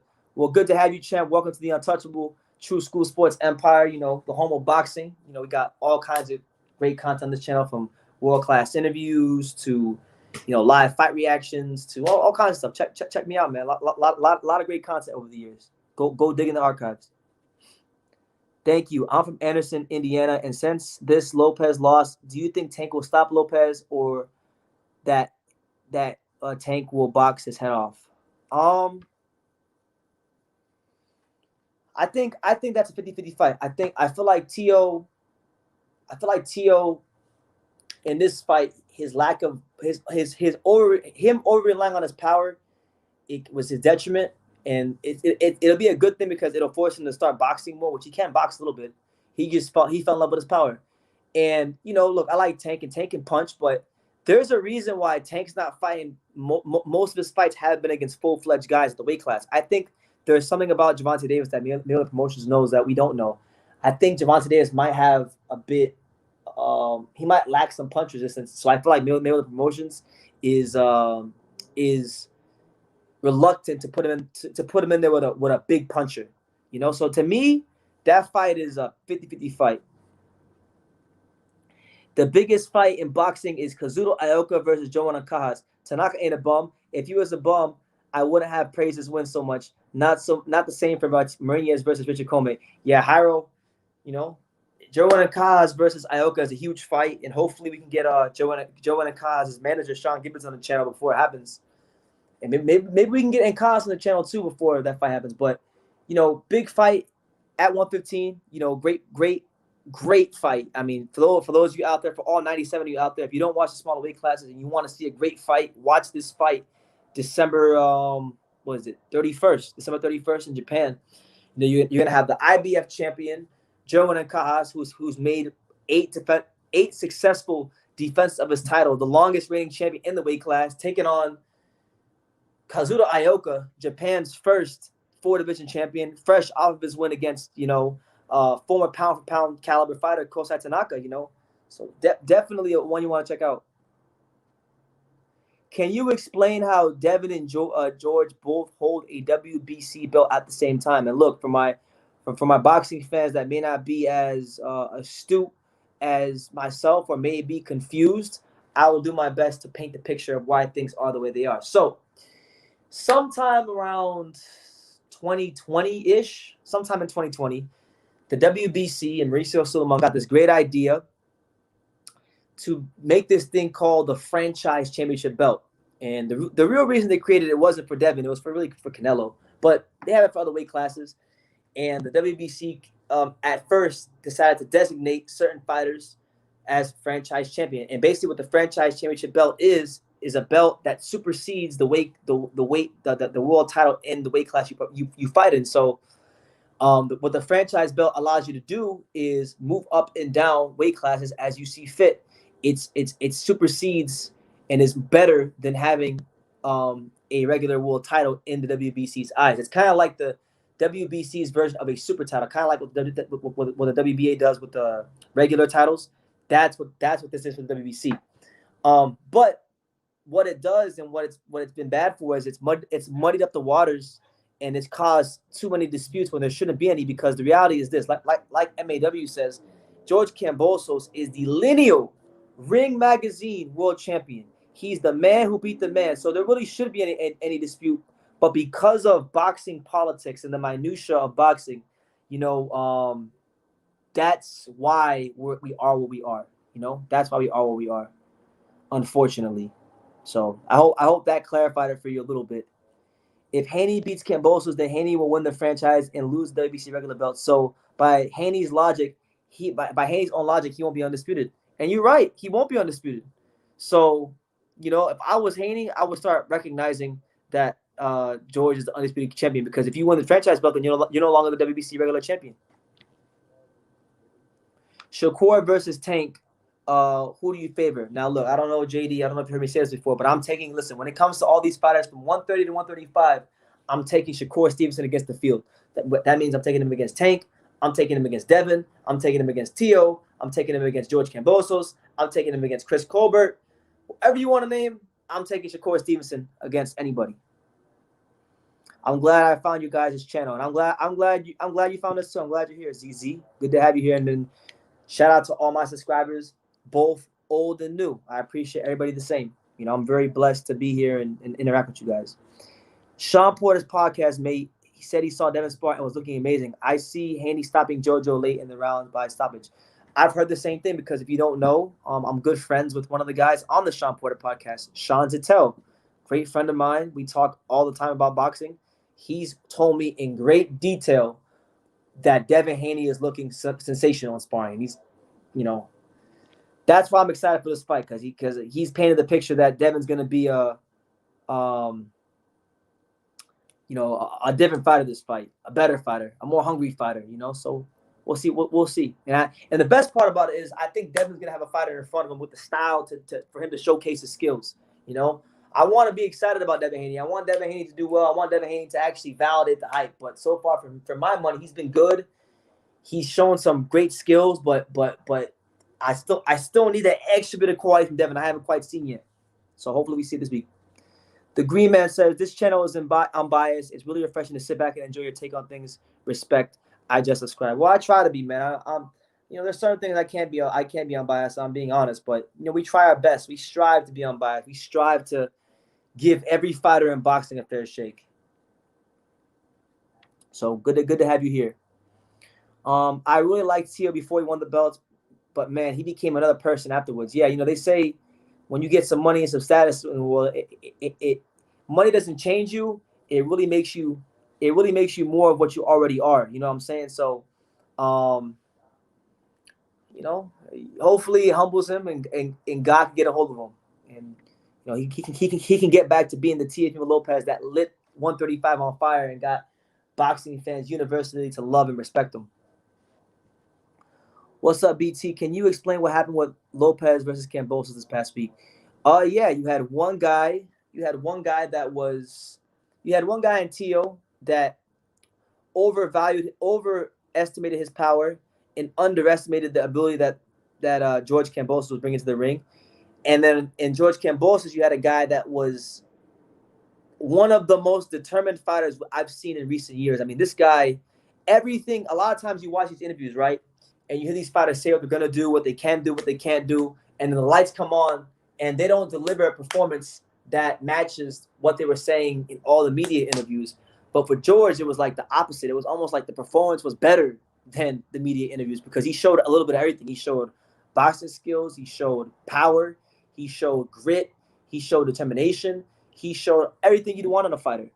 I think Tio was loading up too much on single shots, looking for the big knockout shot. I think, you know, I wasn't there to watch Tio's camp, but I think Tio was lacking a little bit of conditioning because that's why I think his preparation and the lack of preparation, in my opinion, this is my opinion. I have no proof, but I think that Tio didn't condition himself well enough for this fight and that's why he was so hell bent on getting a knockout.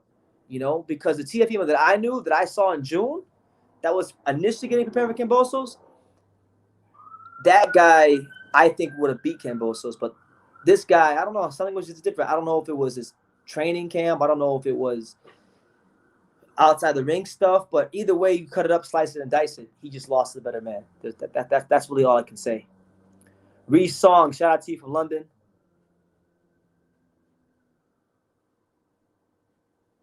Let me see. Not really BT because the same thing happened when they were introduced to WBA Super when they gave it to Lennox. Yeah, maybe. Let me see. My man Bob about to finesse and get Loma a shot. Probably. That'll probably be one of the fights. If Loma can do his job, that'll probably be one of the first fights that happens for George. I love how you use that analogy of money, that it doesn't change you. It just brings out your true personality. Absolutely, man. Like, you know, I know people I know people personally that are millionaires. I know people that have businesses, and I know people that are broker than me. You know, but really, money matters.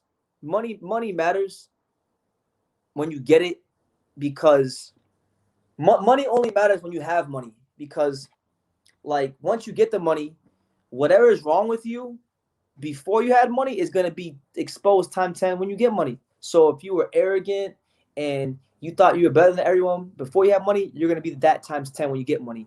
If you were humble and you're appreciative for everything you have in life, then you're going to be the same when you get money, and you'll be a blessing to others. Not saying that I'm sure Tiafimo in his personal life has been a blessing to others, but I'm talking about him as the boxer. Tiafimo the boxer, I think you can't. I gotta be real. I don't think he was the same guy that won the title against Comey or fought Diego Magdaleno, because that guy, fake news, BT. When Haney wins the franchise, he's gonna throw it into the ocean and revoke the franchise status and keep the regular. We'll see. We'll see. We'll see. We'll see when the time comes, champ. I think. Listen, we can't even talk about what he'll do with the franchise because he got to be Jojo Diaz. All the talk of what Devin will do or should do or could potentially do, it doesn't matter, and it's null and void if you don't beat Jojo Diaz. And look, I know we've kind of not talked about Jojo Diaz enough, but this is Jojo Diaz we're talking about here. This is the same Jojo Diaz. His last fight, he beat a credible lightweight in Javier Fortuna. It's the same Jojo Diaz that beat Tevin Farmer and was world champion at 130. This guy's tasted success. This guy's a good fighter. And we've seen Devin Haney struggle at times. We saw some vulnerabilities in his last fight. Now, I think Jojo's style is great for Devin. Personally, I think Devin should win. I'm looking at Devin Haney either getting a late round stoppage or boxing a 117, 111 decision. And anything short of those two outcomes, I will view as a massive disappointment. But he got to get past Jojo first. I'm new to this channel, and I like what I'm seeing. I think Jojo's going to beat Haney, brother. Oh, man. A lot of people, I've been seeing that. I've been seeing a lot of people, they like what Jojo's bringing to the table. They think Jojo.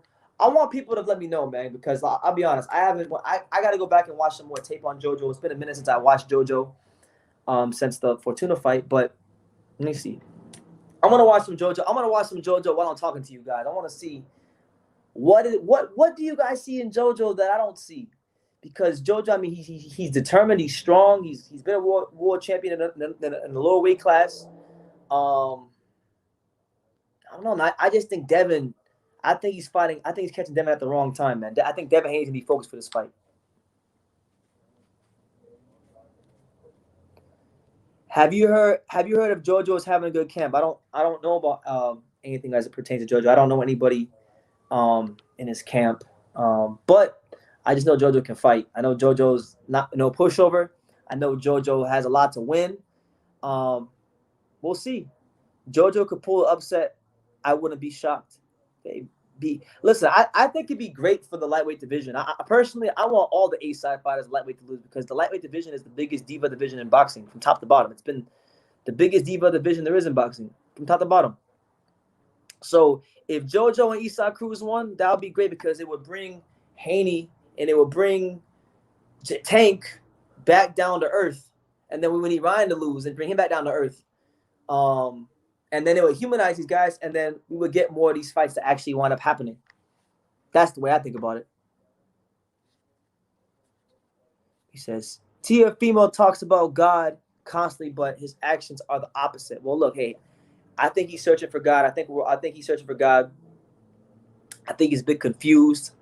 But all we can do is pray for Tio, and when I see him in person, just be good to him and try to point him to the way he should go. Listen, it's a lot of pressure to be 24 years old, be in the spotlight, have all these endorsement deals, have all this money.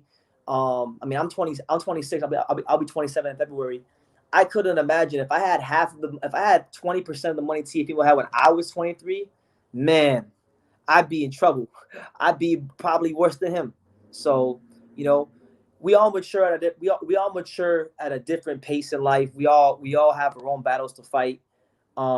I'm sure by the time Tio is 26, 27, he'll be a different person, because I'm sure for those of you that have had the benefit of living past being 25, 26, you would say that you're a different person at 26 than you were at 23 or 24. I know I can say that. For me, I know I'm a way different person than I was right now at 26 than I was when I was 24, 23. So give the kid some time. He'll mature the same way Devin's maturing, the same way Tank's going to mature, the same way Ryan, I'm sure, will mature. We all mature. Now I would be shocked if Cruz beat Tank. Now that would be a shock. That would be a real shock to the world, because I really don't think that Isaac Cruz beat Tank. I mean, he's strong, he's rugged, but his style is just perfect. Like he's there. He's a short, compact fighter. He's there to be hit. He's gonna come to fight. Maybe he lands a good shot. Maybe he takes Tank to some deep, dark, uncomfortable place he's never been. Maybe he lands that signature Mexican left hook to the body, and can maybe hit Tank on his arms and lower the guard of Tank and penetrate him up top to the head with some good left hooks. But I just don't see it as a fight that Tank should lose. I really don't. So my prediction for that fight, I think it'll be a war. I think for as long as it lasts, it's gonna be a war. I'm talking like it'll be like a 6-round classic, a 6-round USA versus Mexico classic. I got Tank stopping Isaac Cruz in 6.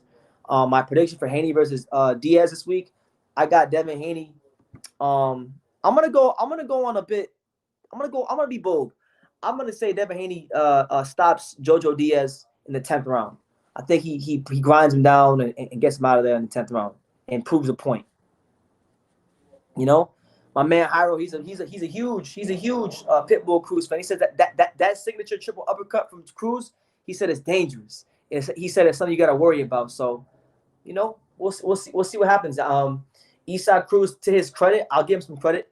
He's fought some good fighters on the way up. Like Isaac Cruz, he fought Thomas Matisse, who I think is a very underrated fighter in the 135-pound division.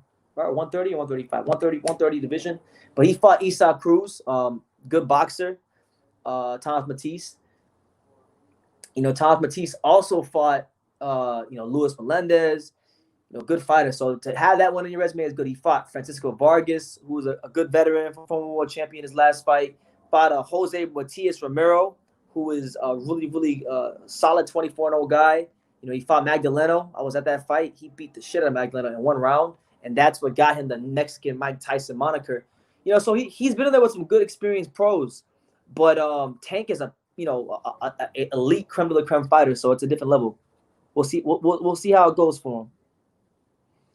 Again, Tio needs to go back to the basics. Earl said that jab is what Tio was missing, and Errol Spence is right. I mean, Errol Spence is no better than anybody else. Errol Spence got one of the better jabs in the sport. Has a world-class jab himself, and Tio. It's not like Teofimo can't box. Anybody who knows about the career of Tio in its totality knows that, as an amateur, Teofimo Lopez won the USA Olympic trials as amateur, and that's probably harder than win. Honestly, winning the USA Olympic trials in your weight class is probably harder than winning a world title in the pros. It's extremely hard to do. He did it.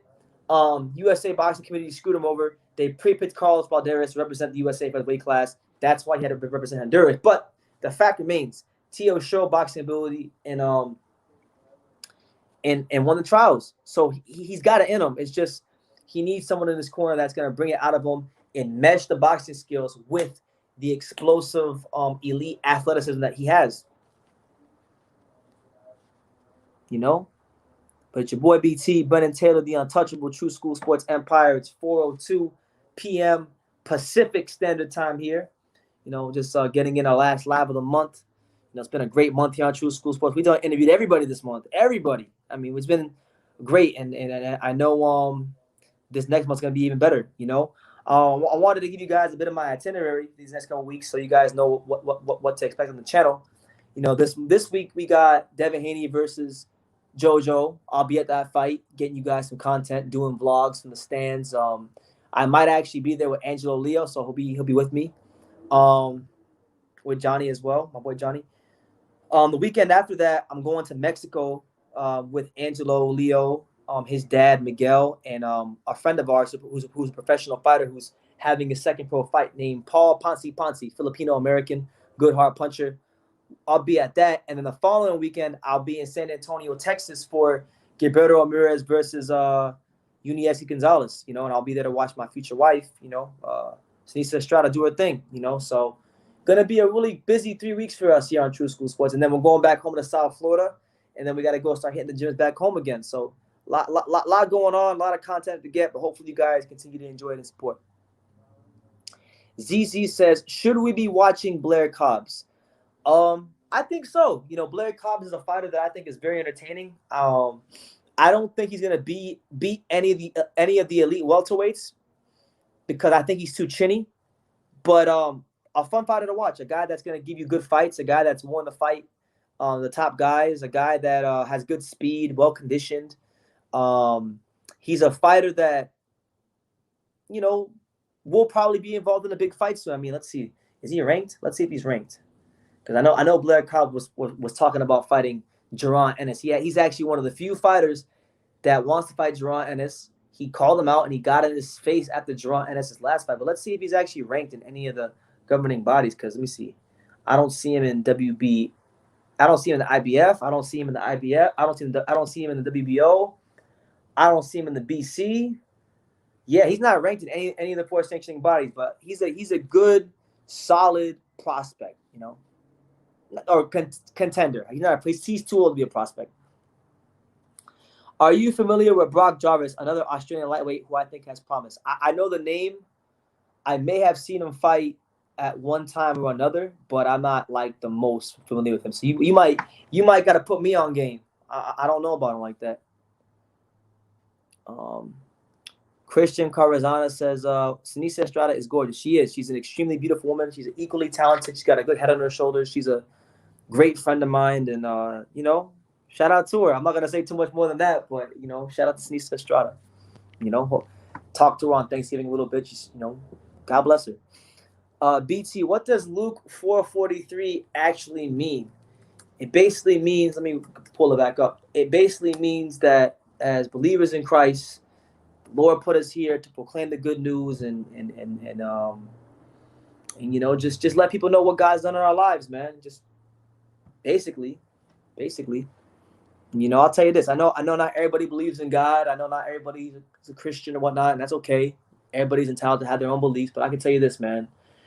He's real, because with me, I'm not supposed to be here. We're not supposed to be covering boxing at the level we're covering it, but God just keeps opening doors, and if he can make a somebody out of me, he's definitely real. This year was amazing for boxing after the pandemic, and specifically this last quarter. Yeah, boxing's really done a great job this last quarter. You got to give boxing credit. I know a lot of boxing fans want to complain and nitpick and everything, but man, just give boxing some credit. Like these promoters, I know promoters can be greedy, which they are. I know promoters can be the scum of the earth, which many of them are, but they do have a thankless job because nobody ever thanks the promoter when they actually put on good fights. It's rare. So, Murray Salcedo says, nah, Blair Cobbs is a golden boy to zone hype job. I could see him taking himself into a big money fight, though. He will, because he's marketable. He's fun to watch. He's going to get dropped. He gets dropped against, like, C-class fighters. So, but he can punch as well. Like, he can punch. He has a suspect chin. He's a good TV fighter. There's no reason why he shouldn't. Amen. At the end of the day, that's all that matters. Absolutely. God comes first. Yeah, God first, everything second. We love boxing, but God, the Lord is paramount above all things.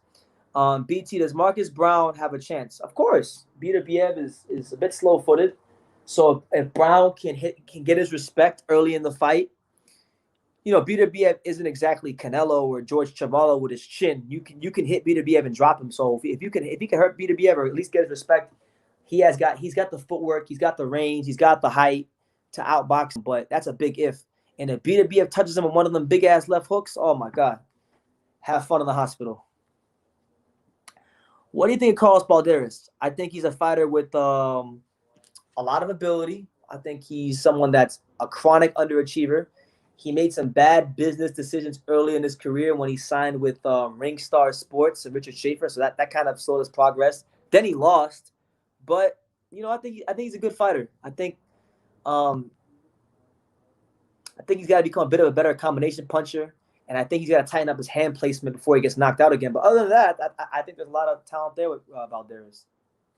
You know what I'm saying? A good TV fighter. LOL. He is. You know what I mean, Fresh BX. And by the way, shout out to Fresh BX. One of my favorite subscribers. Shout out to him. You know what I mean, Fresh BX. There's guys in boxing that they're not elite level fighters, but they're exciting. You want to watch them fight because they're vulnerable, and they can punch a little bit. They're not going to win any world titles, but they make for good TV. So, I think Blair Cobbs fits that description. Valderas said he was the face of boxing, Mr. No Hype Needed. Yeah, a lot. I mean, he started to drink his own Kool-Aid, and then some Mexican dude knocked him out. Some Mexican journeyman popped the balloon real quick. I know what you mean. Salute to you, BT. Absolutely. Absolutely. You just softened my heart, mate. This is what the world really needs to hear. Just gained some major props with me. Absolutely. What the God comments? Yeah, no, man, because look, I don't know what it is, man. Like I've always believed in God. I'm a Christian, and I believe that Jesus Christ is King and He's my Lord and Savior. But like, man, I don't know what it is. These last couple months, I just given myself to Him more, and I just see Him working in my life, like in ways I never thought. He's real. Like He's really real. And He was real even when things weren't going my way. Like He was good, and He was good. When things are going great, like now, He was good, and when things were bad, He was still good. Like we might change, but He's always the same. So that's what it is. When do you see T.O. versus Haney happening? I see it happening in 5 years. You think so? I hope not. I think it'll happen a little earlier than that. I'm thinking within the next 3. At least within the next 3, because I think Devin will want that fight. I think T.O. will want that fight, and I think at 140 it'll be perfect. It'll be absolutely perfect if they can have it at 140, because T.O. won't be weight drained. Devin's body will mature more. He'll be even more dangerous at 140. I think they'll both be better at 140. So I think at 140, whenever those two are in prime position to fight each other, I think at 140 that fight will happen. And it'll be a good fight because Devin's a really good technical skill boxer who's maturing. T.O. is someone that even though he looked bad his last fight, he's got a lot of ability, a lot of athleticism, can punch, explosive. Still has a lot to get to the sport of boxing. He says Kambosos' next fight will be in Australia. Yeah, I believe so, and it should be. It should be. I don't want to take like for me personally. I know everybody has their opinions on the vaccine. I really don't want to ever have to stick a needle in my arm to get something in my body that I don't need because I'm a healthy person and I've taken care of myself. I feel like people should be able to I don't want to get too far into it, but like I would love to go to Australia for the fight for anybody Kambosos fights. I think it'd be a great excuse to go to Australia, but I heard that it's crazy over there, so I might need to wait for that to subside before I actually go to Australia. Boxing on the Edge says, do you sense evil in the world today, brother? Absolutely. I mean, the good book says that in the last days, there's going to be a lot of evil in the world, and there's definitely a lot of evil in the world. People are lovers of themselves. People have grown cold towards one another. You walk the streets and nobody even says hi to each other anymore. There's a big lack of common decency going on in the world in general. So yeah, there's definitely a lot of evil in the world. That's why I'm saying, like, I'm not here to force anybody to believe what I believe. I'm not a pastor or nothing like that. But what I can tell you is that there's a lot of joy and there's a lot of peace that I have knowing who Jesus is, and like I would encourage anybody. Can you drive in Florida without a license? Can you drive in Florida without a license? Like your moped. Hold on.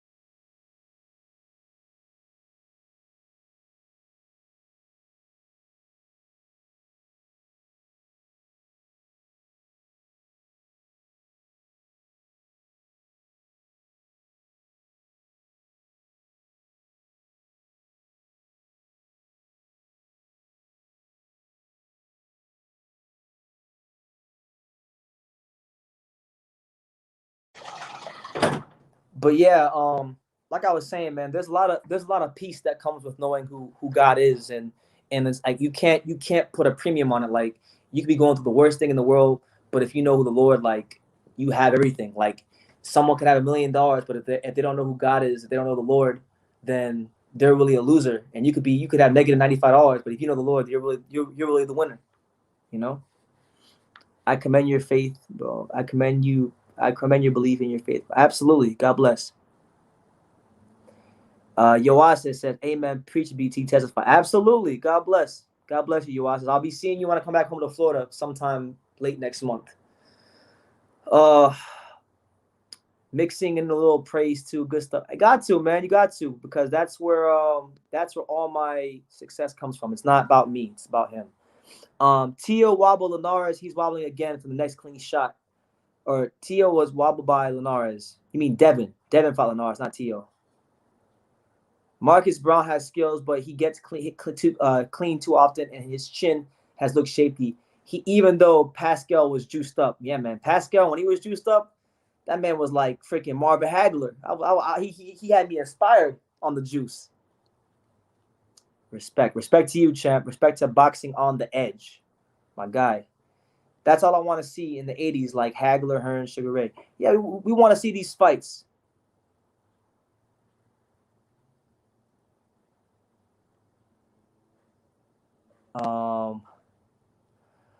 You see, Fresh BX, bring back that Alicia Baumgartner avatar. It's funny.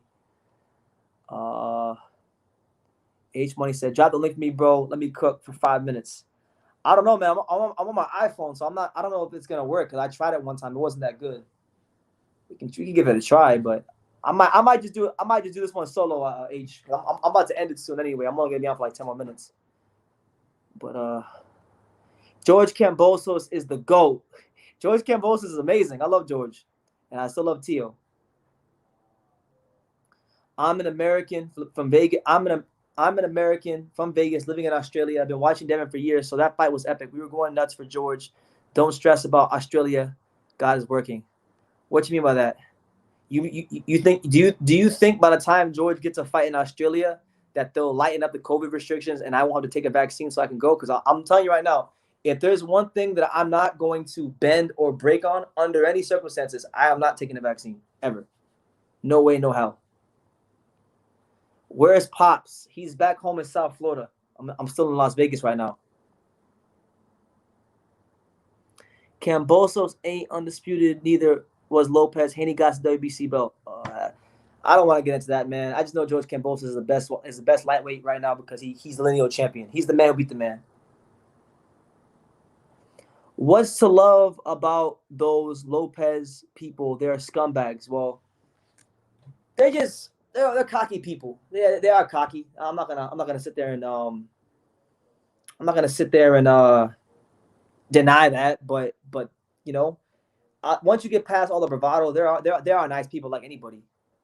But you know, boxing. Look, this isn't tennis. Like this isn't tennis. This isn't golf. This isn't tennis where like Roger Federer beats Djokovic and Djokovic beats Roger Federer, and then they got to go on the stage and give good sportsmanship. This is boxing. This is a dog-eat-dog sport. So you're going to have personalities like Junior. You're going to have personalities like like Bill Haney. Well, Bill Haney's like, hey, man, hey, tell the truth. Tell the motherfucking truth about Devin Haney. You know, you got the youngest boss in the game, Devin Haney. If Tia want to fight, you know, you're going to have personalities like that. So it's boxing. It's the same reasons why we hate these fighters, quote unquote, is the reason why we love boxing, because it brings the personality out. He says, I don't mind cocky, but those guys are classless and delusional. Well, hey, they say pride becomes before the fall. They had a lot of pride and they damn sure fell. So, you know, it is what it is. I think it'll be good for Tio. It'll be good for his dad. And it's great for the lightweight division. So it's a win all the way around. You know, it's a win all the way around. He said, Branko says, you can come stay at my place in Australia. Yeah, a lot of people have been saying that. A lot of people have been saying when I come to Australia, I can come stay with them and stuff. Man, I would love to. Listen, I'm telling y'all, if for the Australian viewers, like, help me out. Like, can you guys paint the picture? What is it actually like in Australia with the COVID restrictions? I'd like to know, because I know the news is full of it most of the times, and they actually make things sound worse than they are. So what is it like over there? What are the policies? Help an American who would like to come to Australia understand. And also, for my Australians, have any of the Australians, have any of you guys heard of Liam Paro? Have any of you guys heard of who Liam Paro is? Because I recently did an interview with him on my channel like a month ago.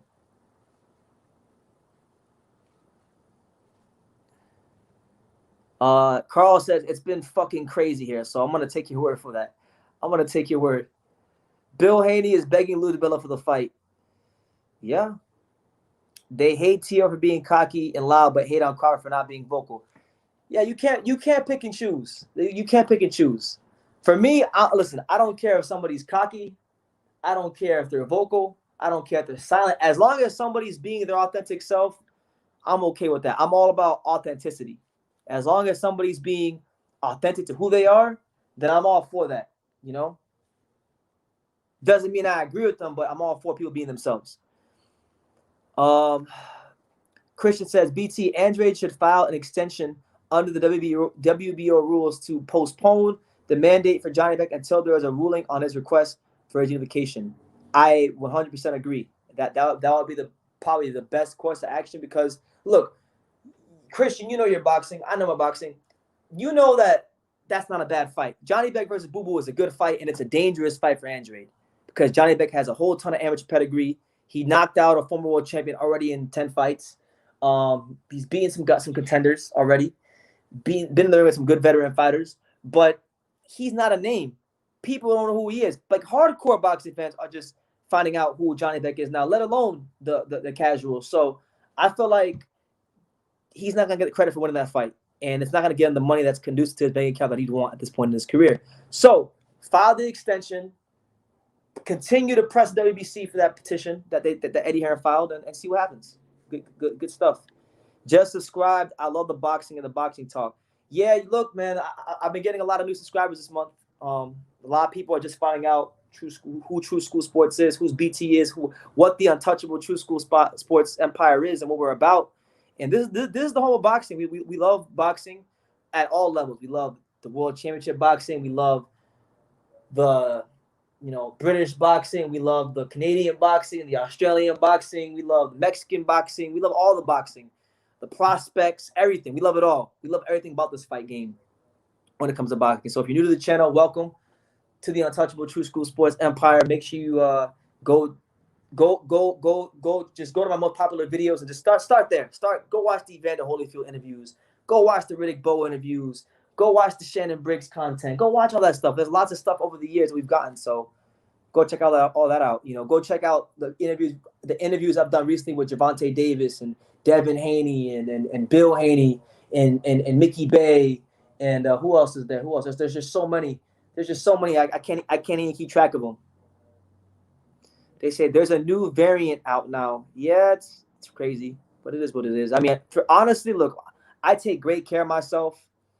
And I don't abuse my body with anything. And hopefully you guys are doing the same thing. So I'm not really worried about what's new and what's not, Everyone was praying for TF's downfall, and they manifested it. Maybe they did. You have to sign in everywhere and wear a mask in Australia. That's horrible. That is absolutely horrible. George Kambosos is the next Costa Zoo. That's not a bad thing. That is not a bad thing. Lomachenko ducked Devin Haney. He gave up the belt. If you miss weight, you lose your belt. You miss your mandatory, you lose your belt. Loma gave up the belt to not fight Devin Haney. But he might have to fight. Their paths might still cross at some point, so we'll see. Who was the Aussie guy you were talking about? The guy, so the Aussie that I mentioned, he's a boxer. His name is Liam Paro. Liam Paro from Australia. He's a contender. He's a world ranked contender. He's ranked top 5 in WBO, I think WBO and IBF. And he's at 140 pounds. So he's in the same weight class as Josh Taylor. I didn't know who he was till just recently. I met him at a gym here in Las Vegas called City Athletic Boxing Gym, which is where Teofimo Lopez and Caleb Plant and Rolando Amir all train. And I did an interview with him. Very nice guy, very upbeat. Went ahead and looked at some of his fights. Solid fighter. I think he's got to start sitting down on his shots a bit more. But he's been here in Vegas sparring with Devin Haney, sparring with Shakur Stevenson. So look out for him. Liam Paro, one of Australia's very own. I really like your boxing channel, brother. You're very humble. God bless. I try to be, man. Thank you. God bless. BT, George Kambosos is the next Manny Pacquiao. Oh man, that's high praise. And I like George, but I don't want to be a prisoner of the moment. That's putting too much on George. But I do wish George a long and fruitful career, because even before George, like, I'm gonna tell you guys something about George, right? I'm gonna tell you guys something about that I know about George. I've never met George Kambosos, but he trains in the area where I live, which is the South Florida area. Broward County, Miami-Dade County, Miami, Fort Lauderdale, that area. He trains at a gym called Centennial Sweatbox Gym. And I've gone to that gym a handful of times, but every time I've gone there, I never ran into George Kambosos, right? But I've always heard from his stablemates, like I've heard people in the gym that told me about George a year in advance before he ever fought Tio. Like 2020, I was here, like early 2020 when I first went to Sweatbox for the first time. People were telling me about what George was like as a person. They said, yeah, George, he's just like super confident. He's like an alpha male. Guy's an alpha male. He's super confident. He's fired up all the time. And then as I got to see George on TV and fights and stuff, you started to see that everything that I was told a year and a half in advance, it was all true. Nobody lied to me. No freedom of choice with the vaccine here. No vaccine, no work. That's horrible what they're doing to people, man. People deserve to choose and live their lives as they please. But I might gotta start a True School Sports separate channel, politics channel. Talk about that over there. Whoever says George ain't undisputed because of WBC is stupid, because you only need 3 belts to be undisputed. No, that's not true. You're wrong about that. It's the 4 belt. It's the 4 belt era now, unfortunately. So you do need the 4th belt. But technically, he does have the 4th belt, because Mauricio Sulaiman said himself that the WBC franchise belt is superior to the belts to the regular belts in the weight class. So therefore, he is undisputed. That's that's not an opinion. That's a fact. And don't take it up with me. Take it up with Sulaiman. Johnny Beck is gonna beat Andrade. Watch. No, he's not. Stop it. I know you love that, Diego, because you're a Demetrius Andrade hater. But I promise you, when he beats Johnny Beck or Charlo, or whoever he fights next, you're gonna become a Demetrius Andrade fan. You will become a fan. Boxing is the best sport. Absolutely. It's not even close. They're going to be preying on my son's downfall when Johnny Beck fight gets made. And all I'm going to say is, all I keep saying is I told you so. Listen, they're preying on Demetrius' downfall, hoping he flops, hoping that he don't get to the top. And that rhymed too. But Demetrius Andrade is like, listen, we're having a good live here. I don't want to start talking about other people that I'm not fans of, but Demetrius Andrade is one of the best fighters out there. BT, just because you're a pure boxer does not mean you can't lose to a flat-footed pressure fighter. Absolutely, you're right. If that flat-footed pressure fighter has great experience and knows how to parry shots and is a master of efficiency, he can cut the ring off and chop you down to size. So you're not wrong. As it pertains to Marcus Brown and Beterbiev, just telling you what his strengths are. I'm not saying he's gonna beat him. I'm just telling you what his strengths are. Kambosos ain't on top of shit. He just beat a nobody. Oh yeah, he only beat a guy that was a top 10 pound for pound, 2020 Ring Magazine Fighter of the Year, lineal champion. Beat Lomachenko, who was another pound fighter. Yeah, he just beat a nobody. But let's just diminish his accomplishments. Johnny Beck is gonna make Andrade lose rounds. Watch. Ooh, just like Caleb Plant made Canelo lose rounds, but you don't talk about that. Yeah, he's gonna lose. He'll lose some rounds because Johnny Beck's a good boxer, but Demetrius Andrade's gonna win, and then people like yourself and the Demetrius Andrade haters are gonna say that he hasn't fought nobody. You're gonna discredit Johnny Beck, but I'm gonna say when that does happen, I'm gonna give you the play-by-play of what I'm gonna say when you guys say that. When Demetrius Andrade convincingly beats Johnny Beck Alimkoli, I'm going to tell you guys, you can't say that Johnny Beck was a nobody because Johnny Beck did something that Demetrius Andrade never did. He beat a former world champion, Rob Brandt. So he beat a guy who beat a former world champion? I don't want to hear it. I don't want to hear it. He says, you interviewed Devin Haney? Wow, nice. Yeah, I was at the so last week, Gervonta, I'm in Las Vegas right now. Gervonta Davis and Devin Haney both had the media workouts here in Las Vegas last week, and I went to both of them, and I asked them both the best questions of the media scrum. I had Devin Haney and Bill mad at me over a question. You know, Bill was like, man, that's bullshit. Where did you come from, man? You know, it was a great time. I had a great conversation with Bill. Shout out to Bill Haney. I actually discovered that Bill Haney is a loyal viewer of True School Sports. Honestly, he's probably here right now watching the channel because he was telling me things about my channel you would only know if you watch my channel like religiously. Lomachenko is still the best right now, I think. These young fighters are letting him age. Loma proved he'll fight anyone. Look at his career. These other type lightweights aren't fighting each other. Lomachenko, listen, I'm not the biggest fan of Lomachenko, but Lomachenko's a great fighter. And he'll fight anybody. And he's showing you again what Richard Comey.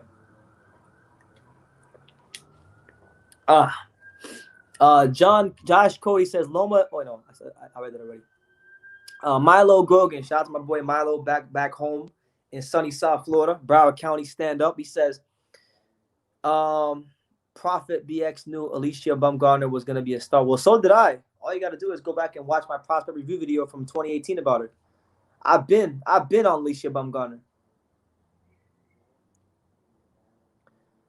What are you talking about? Kambosos is not a box office draw. He is in Australia, and he will be in Greece. He's got countries behind him. What did Floyd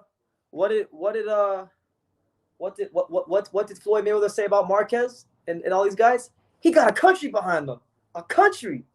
So he's got Greece behind him. He's got Australia behind him. He's got a little bit of that the Manny Pacquiao audience behind him for being Manny Pacquiao's sparring partner. So, you know, he got countries. I was in the amateurs with Andrade. He's the truth. Hey Josh, so if you were in the amateurs with Andrade, what is there any stories you could tell the people about Andrade in the comments? Because I've heard great things about Andrade as an amateur, and obviously he was 2008 World Amateur Champion. 2008 U.S. Olympian, 2007 World Amateur Champion. Just an all-around great fighter. Liam Paro needs to get on as an undercard on a big fight like Kambosos' next fight. Get him seen and build his name at home. He does. And it's a beautiful thing because Liam Paro's next fight is actually on the Jake Paul, Tommy Fury undercard. So hopefully he wins, gets some momentum, and they can parlay that into some more momentum. You know, I like Liam. Sorry, but Kambosos calls the shots whether you like it or not. Yeah, my freaking Diego's over here trolling. I know you're trolling because you don't. I know you weren't that impressed with Johnny Beck's last performance. There's no way. That Brian Kenny interview was classic. He said, Brian Kenny, you know nothing about the sport of boxing. Brian Kenny, you are a man of many things, but a master of nothing. Thank you, man. I appreciate it. Thank you. The money is in America. That's true, but, you know, that live gate money, George Kambosos in Australia, it's going to be something else. And right now, he's in that position of power that he earned. It's not like they gave it to him. It's not like they said, hey, George Ferocious Kambosos, here's all the belts. No, he had to come from the local show. We're talking about fighting in front of a handful of people in Sydney, Australia. We're talking about being 11-0, making the conscious decision that he doesn't want to be an Australian class fighter for the rest of his career and fight these nobodies at home. You know, making the conscious decision to use all the money he had and bet on himself and come to the States and go to Wild Card Gym and spar your Jose Ramirez and spar your Manny Pacquiao's and spar your Sergey Lipinets. And then when he was in the States and got some traction and met Peter Khan, come to South Florida, go to Centeno's Boxing Gym, start sparring the guys like Xander Zayas every day, who's one of the best talents in boxing, sparring Emmanuel Tego every day, sparring Amir. George Kambosos has been in the trenches. He's been tested. He's not in the local show. He's not at the local show no more. Now he's the main event. Now he's box office. Now he got somebody chasing him. Now he's got somebody chasing him. You're damn right. I never knew about Kambosos. Now he is the most known fighter in Australia. Yeah, well, that's how it is. That's one of the beautiful things about boxing. You know, boxing. There are some ugly things to the business of boxing, and there's a lot of ugly things to the business of boxing. But the one thing that's beautiful about boxing is like you're a nobody one day, and the next day you're a somebody. You know, every fighter is that one big fight away from being a star. You know, I'll give you an example, right? Me and Johnny got a personal friend that's fighting on the undercard this weekend on the zone. Shout out to my boy Quantavious Cash. He's a friend of the program. Quantavious Cash is a veteran of the sport. 16 fights in the pro, right? 16 fights, 14-2? Yeah. 16 fights, but, you know, sparred all the world champions. Sparred Demetrius Andrade, Johnny Beck-Alamkali, Sean Porter, Caleb Plant. The list goes on and on. Sparred over 20 world champions. Battle tested. Nobody knows who he is right now, but he's fighting Austin Emma Williams, a hyped-up, undefeated prospect. He beats him. Now he's more known. You know, Jojo Diaz, same thing. He beats him. Now he's a star. That's how boxing goes, and that's the beauty of the sport.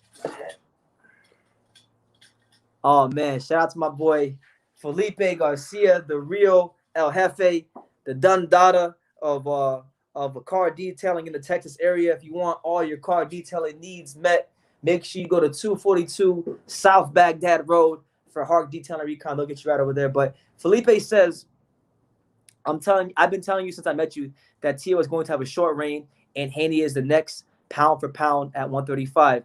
What are your top 3 fighters at 135 right now? It's a great question. And to Felipe's credit, he did say that. So I'm not going to sit here and argue something that I know to be fact because he did say this. I'll still say that Teofimo Lopez is a great fighter, and he will be a 2-time world champion within the next 2 years.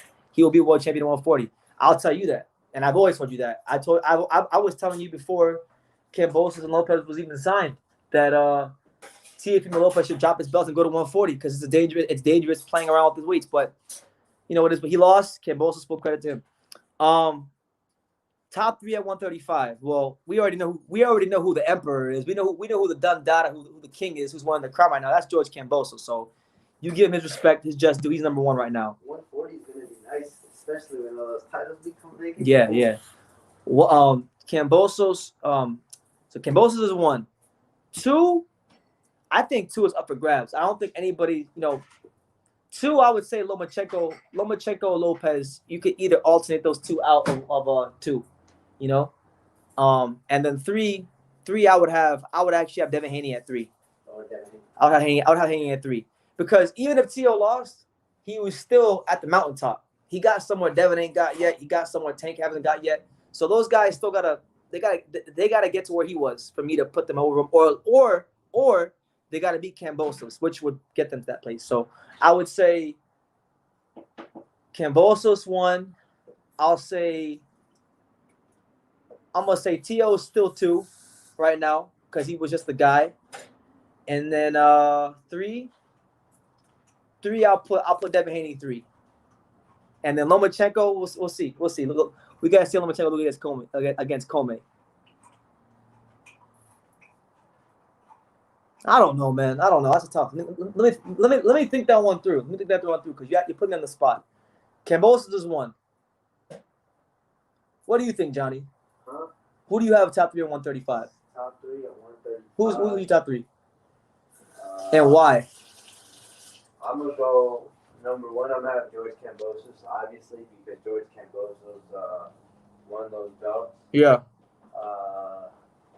Number 2, I'm gonna go with Tio 2, because I think that Tio was the undisputed champion, and I want to see how he bounces back. And I'm gonna give number 3 to Devin Haney, because I think Devin Haney. Over Lomachenko? Yeah, I think Devin Haney is a legitimate WBC champion, and I've always thought that Devin Haney was a legitimate Okay. WBC. All right, so my boy Johnny, he's got Kambosos 1, Tio 2, and Devin 3. I would say I got my official list. Felipe, I'll say Kambosos 1, Tio 2, and I'll have Lomachenko 3. That's my list. But shout out to Felipe. Thank you for the super chat. God is good. Yes, sir. Yes, sir. Now, Freddie Montana asked a question that I really wish he wouldn't have asked because now it's going to force me to really be negative. He says, I need to know if you're a Canelo fan, brother. No, absolutely not. I can't stand Canelo. I can't stand Canelo. But it's fun. It's fun to talk about because everyone loves Canelo. I don't really like him, so it makes for good conversation. It makes for good views, too. Makes for good views, too. But now I'm not really a big fan of him. I think you know, I don't want to get too far into it, but if you go back and look at my previous videos, you know, I want to see Canelo fight Demetrius Andrade, and he's giving every reason under the sun to not fight him. What is the biggest win? Is this the biggest win in Australia box history? I would say I think it might be. There's a fight that I gotta watch that I hear people keep saying is bigger than this one. They keep saying that Lionel Rose against Fighting Harada is the biggest win in Australian box history, but I don't know anything about that fight or those fighters, so I gotta go do my homework. I got to do my homework before I really say definitively if it's the biggest win in Australian box history. But it's at least in the top 3. No doubt about it. No doubt about it. If it's not number 1, it's number 2. New subscriber, who do you think is more dedicated to their craft, Haney or Lopez? Well, first of all, Thrill Hill, welcome to the channel, man. Welcome to the home of boxing, True School Sports. I hope you check out all the content and just become a regular here. It's a great place to be. He says, who do you think is more dedicated to their craft, Haney or Lopez? I think they're both dedicated. You don't get dedicated to that level not being dedicated. So it's hard to measure that. I don't know how you measure that. I mean, T.O. shouldn't have been at 135, and he sucked himself all the way down to 135 to defend his title. So he showed even to his own detriment that he's willing to fight and be dedicated. Devin is extremely in shape. I mean, he's in shape year-round. You show it by the end of their careers. Yeah, you can't really measure that now. We'll see how the careers develop. But let's see. Felipe says, are you going to the San Antonio fight? Do you need the ticket? I got you. If not, bring Johnny. I'll pay for his flight. He can't come, Felipe. I'm not going to say why, but he can't come. Well, yeah. I got my ticket. Hold that ticket, Felipe. Hold the ticket, because I'm gonna apply for my press pass to that fight. You know, and then if I don't get it, I'll just use that ticket and I'll give my ticket to somebody else. I'll bless somebody this holiday season. Jed Kyle, what's good, champ? Good to see you. How you living? You all right?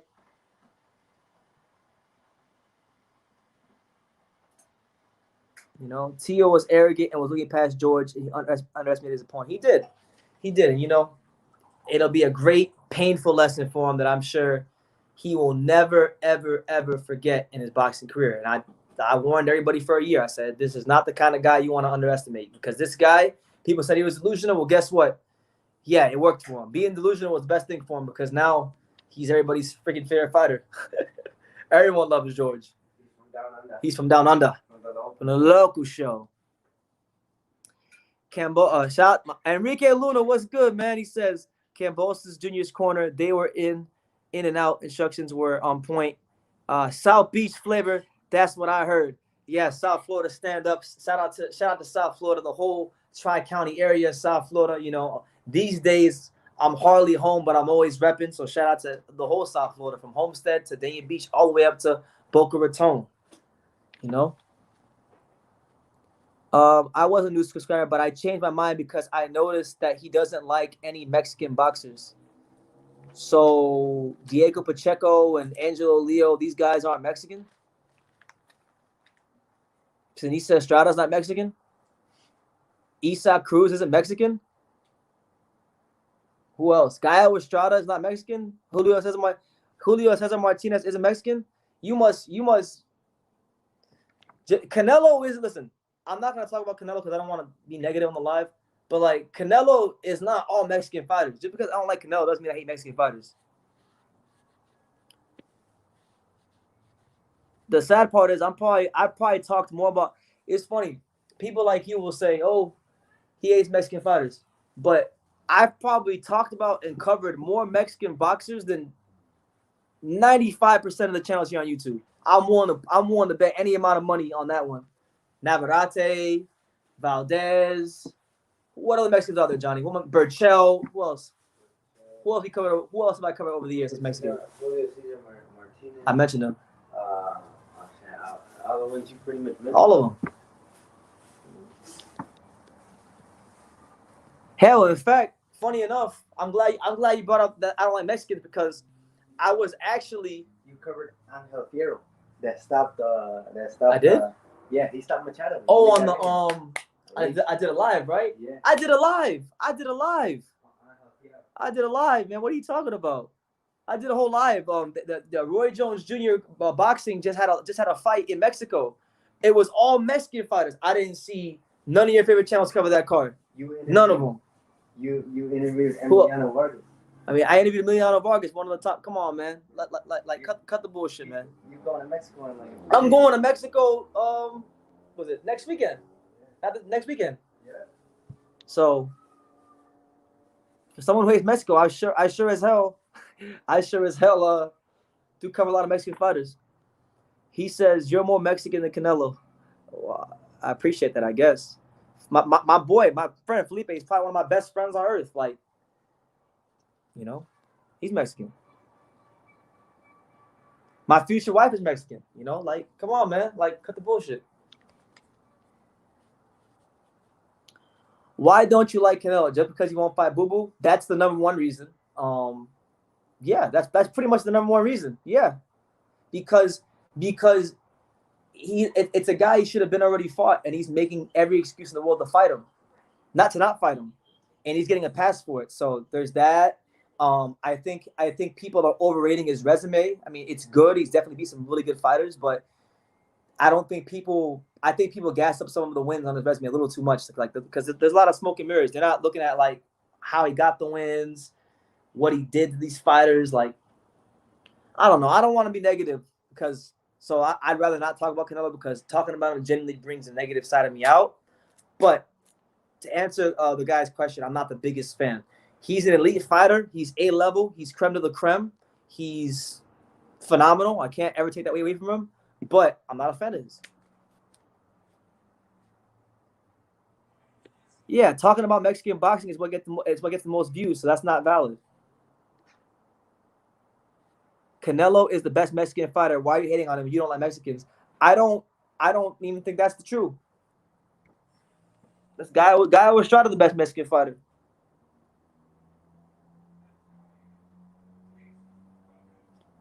Canelo achieved heaps. He got enough credit. He doesn't need everybody to bow to him. Exactly. But he's a great skill fighter, and I'll continue covering him for the rest of his career.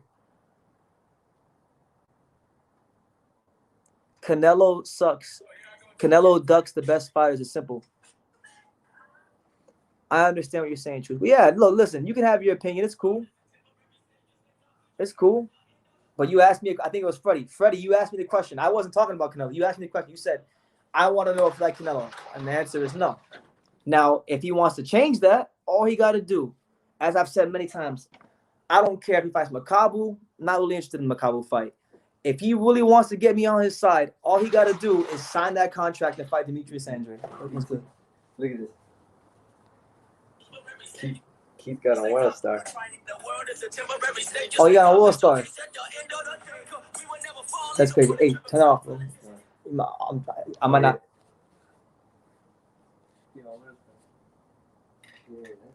Remember when Canelo said Boo Boo was a horrible fighter? Yeah, it doesn't make it true. Canelo says a lot of things. They don't make it true. Canelo said he'll never fight any Mexicans ever again. What do y'all think about that? We're talking about Lopez and 135, Kambosos and 135, but the chat always gravitates toward a certain somebody. Yeah, because he's the biggest damn boxer right now. You gotta give it to him. He's a polarizing figure, and people know I don't like him, so they know when they mention his name, they're gonna get me going. But look, y'all can't get me going today. I'm in a good mood. Life is good. God is greater. I've had a beautiful month here in Las Vegas. I'm gonna have an even better month in December. We're not doing that today. That's for another day. BT, you don't think Canelo versus Macabu will be a good fight? It might be, but I don't want to talk about that too much. I mean, look, I'm not going to get too deep into it, but the WBC did say that they're going to make Macabu fight at 190, and the cruiserweight limit is not 190. So I'm going to leave it at that. Keep your good mood. Lots of great interviews, analysis, and streams recently. BT, absolutely. Listen, at the end of the day, we're just getting back to basics here on True School Sports. When I started covering boxing many years ago, I wanted to be a good ambassador to the sport. I felt like a lot of people were covering boxing and they weren't doing a good job. A lot of people weren't telling the truth. A lot of people were not doing great interviews, to be honest. And some of the top channels, in my opinion, I don't think their interviews are all that good, to be honest. So we're just trying to get people, the boxing fans out there, the best content we can, as much as humanly possible. And we got a couple interviews already this week lined up that we're going to do. And hopefully when they drop and they come out, you guys enjoy them, you know? George messed the money up. He's the piece of boxing needed. They have to take all the fights now. They got to take all the fights.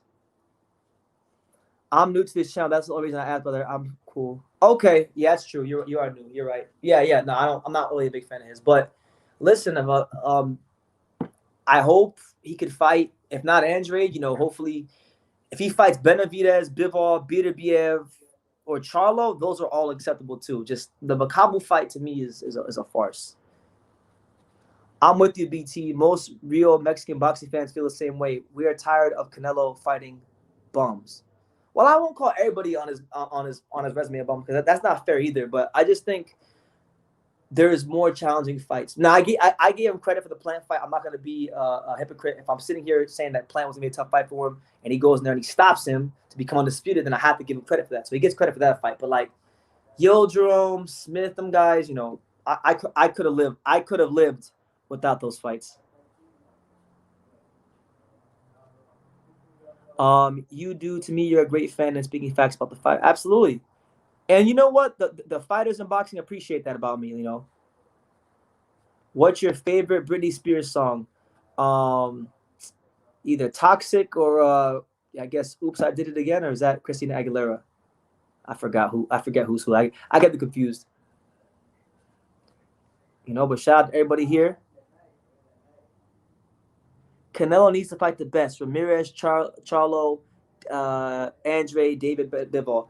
Man, those are great. Those will all be great fights. I mean, if Canelo said, you know what, I want to go to light heavyweight and fight Gilberto Ramirez, that'd be a great fight. Gilberto is very underrated. Gilberto is a top, undefeated Mexican fighter, you know, former world champion, 42-0. That would be a huge fight for the Mexican fans. So that would be acceptable. That'd be good. Gilberto can fight. You know, Gilberto's good. I don't know why he hasn't tried to go for that fight, because I feel like, you know, with him being Mexican and him really being proud of his culture and heritage, you know, to me, personally, apart from Benavidez, there's no fight that makes more sense for Canelo than Gilberto Ramirez. But, you know, it is what it is.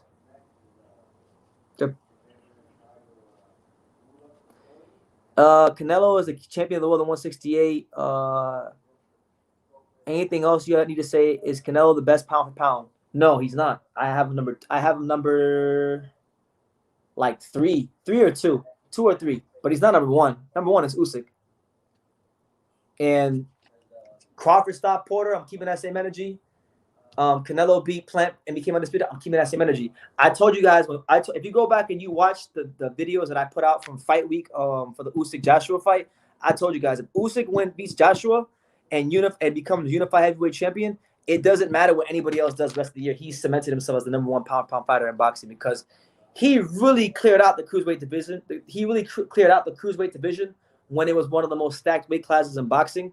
He beat all the champions. He beat every top contender there was. He left no room for doubt when he left cruiserweight.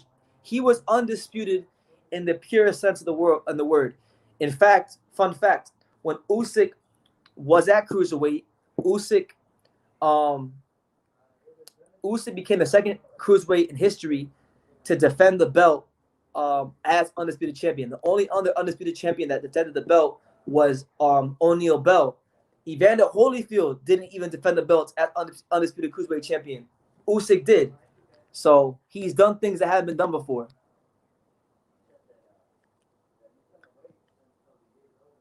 Hey, bro, Kambosos throws that right hand like Leonidas. He threw a spear straight at the general's head, but connected. He was throwing what I call the steak knife. That's that steak knife sharp right hand. You know, fought very well on the night. Mexicans don't like American fighters. Well, that's a general statement because if you say Mexicans don't like American fighters, that's you're saying all Mexicans don't like American fighters. So that's not fair to Mexican fans because I know tons of fans that Mexican fans personally that love the American fighters. But what I will say is that there seems to be a hostility towards American fighters. You know, I don't know why, but there is.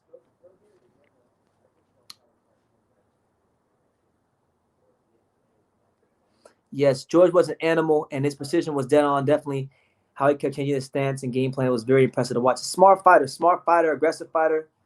I don't know how you could hate on George Kambosos. You know, if you hate George Kambosos, you're a horrible human being and the scum of the earth.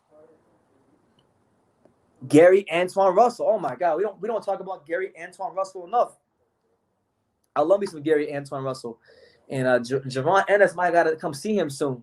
They might have to meet up in the pros because I know when they were in the amateurs, Russell beat Javon Ennis a couple times. There ain't nothing wrong with Mexicans supporting their own countrymen. No, there's not. There's not at all. But there shouldn't be any problems with the Americans support the American fighters either. You know. Usyk over Crawford, not a chance. Usyk is good, but stops. But Usyk is good, but stopped 2 gold medalists, beat more undefeated titles, more weight classes, and against better fighters. Plus, eye test alone just shows Crawford's number 1. Nah, man. Usyk is number 1. Usyk is the number 1 pound for pound fighter in boxing to me, and it's not even close. It is not even close. This man, first of all, he beat way more undefeated champions than Crawford. He beat better fighters than Terrence Crawford, apart from like maybe Sean Porter. And he beat the crap out of Anthony Joshua. Schooled Anthony Joshua. Then before that, he beat Derek Chisora. I don't want to hear it. I like Crawford. Listen, I don't got a problem. I don't got a problem with Crawford being number 1 pound for pound. I don't think it's crazy if you have number 1. The same way I don't think it's crazy if you have Canelo number 1. I don't agree with it. Like I really don't agree with Canelo or Crawford, but because I think Usyk has really earned his stripes like nobody else. Factor in that Usyk has beaten all these guys in the backyards. He's been George Kambosos Jr. on steroids.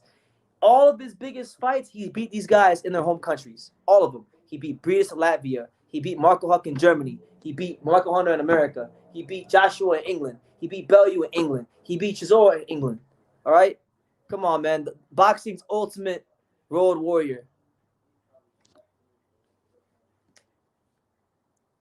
In boxing, there is no race. I respect them all. Any man or woman can get hit in the ring, beat the hell out of each other for 3-minute rounds. Mad props. Absolutely. And if you can fight, you can fight. It don't matter if you're from Tajikistan, Nicaragua, UK, America, Mexico, Canada, wherever. If you can fight, you can fight. He says, LOL, host, I used to like you. Crawford is number 1. I got a number 2. He's just behind Usyk. It's not a bad thing. You could lose. You could be behind Usyk. It's fine. Joshua lost to Ruiz and it's overrated. And Crawford definitely beat more undefeated fighters. What undefeated fighters did he beat? Let me see. He beat what? Because Sean Porter wasn't undefeated. And was Jeff Horn undefeated? Jeff Horn was undefeated, right? I think he was undefeated. You know what? Let's go look. Let's go look because I know Usyk beat plenty of undefeated fighters. I mean, his whole run at cruiserweight is undefeated fighters.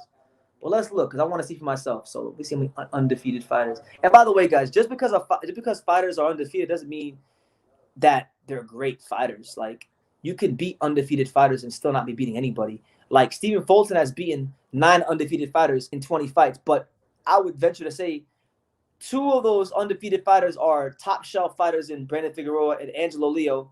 The third is a high level contender in Figueroa, and Greer was a good. He went on to become a good contender as well too. So he's beating legit undefeated guys. But let's see, who are these undefeated guys you guys are saying that Crawford defeated? All right, so he beat He beat Andre Klimov, which is a good win because I remember Klimov. Who did Klimov? Klimov beat, was it John Molina? I think Klimov beat John Molina to get that fight. Let me see. Klimov beat John Molina by, yeah, I was right. He beat John Molina to get that fight. So he beat Andre Klimov, good win. Ricky Burns was undefeated.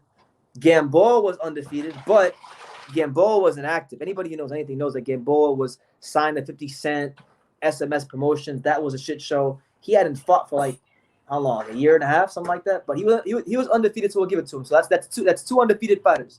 All right. Then he beat Victor Postal, undefeated fighter. Then he beat Jeff Horn, Jose Benavidez. That's 5 undefeated fighters for Crawford. 5 undefeated fighters. With, in my opinion, I think the Postal win to me is the benchmark of his career. That's the best, aside from Porter, of the undefeated guys. Because of what Postal was doing right before he fought Crawford, I got Postal or Gamboa, you know. But I know Usyk, he beat. Let me see. This is actually a good discussion. So I'm glad you guys brought this up. I didn't even realize Carr beat that many undefeated guys. Do you think Postal was a better win than Porter? Not due to significance, but just on your personal eye test, do you think Victor Postal was a better win? Was it a better win? Yeah. Where did they fight? Vegas. What venue? MGM. There you go. Yeah. It was a better win. Shit.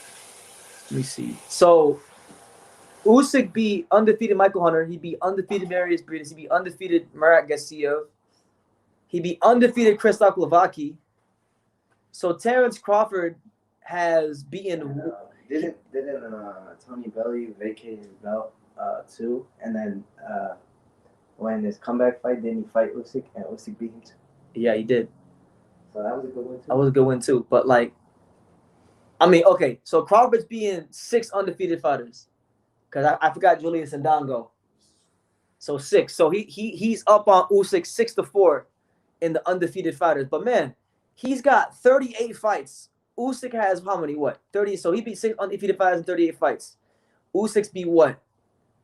4 undefeated fighters in 19 fights. So you mean to tell me in half the fights he's only beating 2 less undefeated fighters?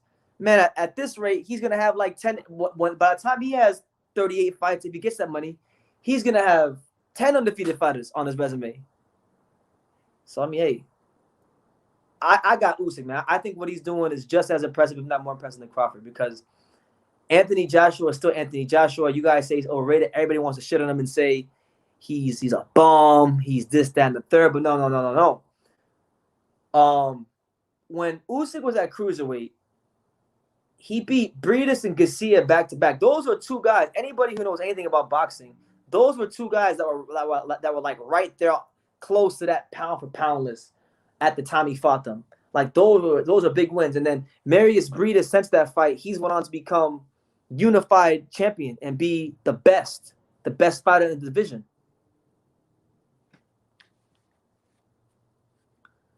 Who did you have win the fight between Figueroa and Fulton? True, keep it real. I had Fulton winning the fight clearly, a convincing and clear 116-112. The judges got it right. Maybe 115, 113. I could see 115, 113 because there were some rounds where Fulton did show some vulnerability and was hurt, and Figueroa was able to overwhelm him in spots of the fights. But Figueroa was he was too sloppy. He was a bit too sloppy. He was ineffective, threw a lot of punches. But I just thought Fulton was a sharper fighter. So when I was at the fight, I thought he won pretty clearly. Are your live chats scheduled? Nah, not at all. Every day is different for me. So like right now, I didn't go to any gyms today, but like Friday I'm going to a gym to go watch my boy Angelo Leo spar with Nonito Donaire. So that's gonna be great sparring. Angelo Leo sparring Donaire. Hopefully we can get Angelo Leo and Donaire interviews simultaneously. That'd be great for the channel. But I'm like on a day like that, I wouldn't be live right now. So the times my lives change. You just got to kind of watch out and see when I'm gonna go live. And when I'm live, you catch me when you catch me. Are you stoned? No, I've never once in my entire life done any drugs or anything like that. I'm calm. I got peace. It don't matter. Figueroa's sister is bad. She is bad. She's an attractive woman.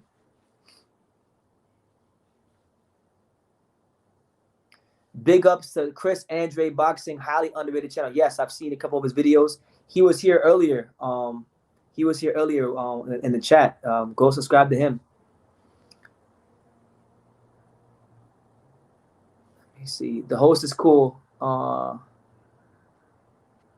The great Nonito Donaire. Yeah, I'm gonna have a chance to I'm gonna have a chance to probably watch Donaire spar on Friday. He's gonna be sparring my boy, one of the most underrated fighters in boxing, that I really think still hasn't even shown his best yet. One of the most underrated fighters in boxing, the former WBO super bantamweight champion of the world and the soon-to-be featherweight champion of the world, Angelo Leo. Donaire versus Leo is gonna be great sparring. Hopefully, if they let me, we can get that sparring and put it on the channel. Johnny Beck has been talking shit on the Twitter beat. Yeah, I've been seeing Johnny Beck's been talking shit on Instagram. So I respect him. Like Fresh BX, me and you are big Andrade fans. We know how much these guys don't want to fight Demetrius Andrade because they know they can't beat Demetrius Andrade. So when you get a guy like Johnny Beck who wants to fight, when you get a guy like Quigley who actually wanted to fight, you gotta respect those guys, even if they're not the best fighters or the matchups you wanted to see. These guys had the balls and the courage to actually want to fight. Canelo will never be greater than Pacquiao. I mean, a lot of people are going to disagree with you, but I agree. I agree with you. Donaire is underrated, great fighter, good attitude, and in my opinion, a first ballot future Hall of Famer. MAW says it's great preparation for Angelo. It is great preparation for Angelo. Angelo's getting sharper. Angelo's looking better. He's maturing. We haven't seen the best Angelo Leo yet. A lot of people just think that Angelo's a come-forward Mexican fighter, but like I've told Angelo many times, as his friend, the day that Angelo Leo decides that he wants to box and use that jab to set up all the other things he got, he's going to beat the fuck out of someone, and it's going to be in one of these fights. The crazy thing is he's never put all of his skills together, and he was world champion, so imagine when he puts it together. I really think he's going to impress a lot of people. Nah, Haney's not coming on down under. Not at all. He said, Jeff Horn lost to Pac-Man. I didn't agree with him winning. Yeah, a lot of people didn't agree with him winning. I thought Pacquiao won. I mean, it was crazy, too, because that fight, I remember Pacquiao had Horn hurt. I think it was like the 8th or the 9th round. And the referee came to Horn's corner and said, look, you got to show me something. Otherwise, I'm stopping the fight. And then Horn continued to fight and then got the decision. It was crazy.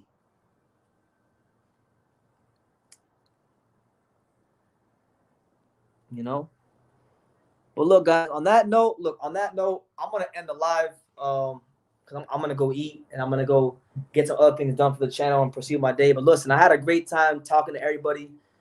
This is my last live for the month of November. So before I end the live, let me just say this, man. I want to take this time to sincerely thank everybody that's made this a really special month for me here on True School Sports. For those of you who have been following me, like you may remember, when I was sitting at the same table at Johnny's house in July, I got really depressed about some stuff in boxing, and I wanted to leave boxing, and I left boxing for like a week. And, then my dad knocked some sense into me and talked to me and got me right, and I had good friends like Felipe and Johnny and many others to get me straight. And then we just been kind of building, and this month has been absolutely special, like truthfully special, and God is doing amazing things with this channel and in my life. So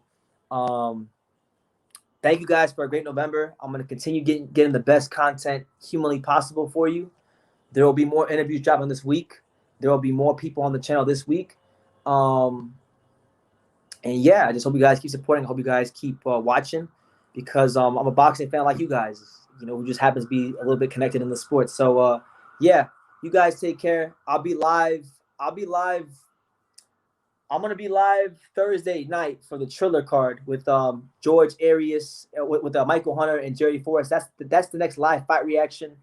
And then I'll probably go live another time before that. So, there's definitely things to look forward to. Thank you, MAW. Thank you, Truth Loops. Thank you, everybody here. And I'm gonna get out here and go eat. But you guys take care of yourself. Be blessed. God bless. Have a good rest of your day. And like I say in every single one of these videos, you can love me or you can hate me. I was just giving Diaz. Until next time, take care, guys.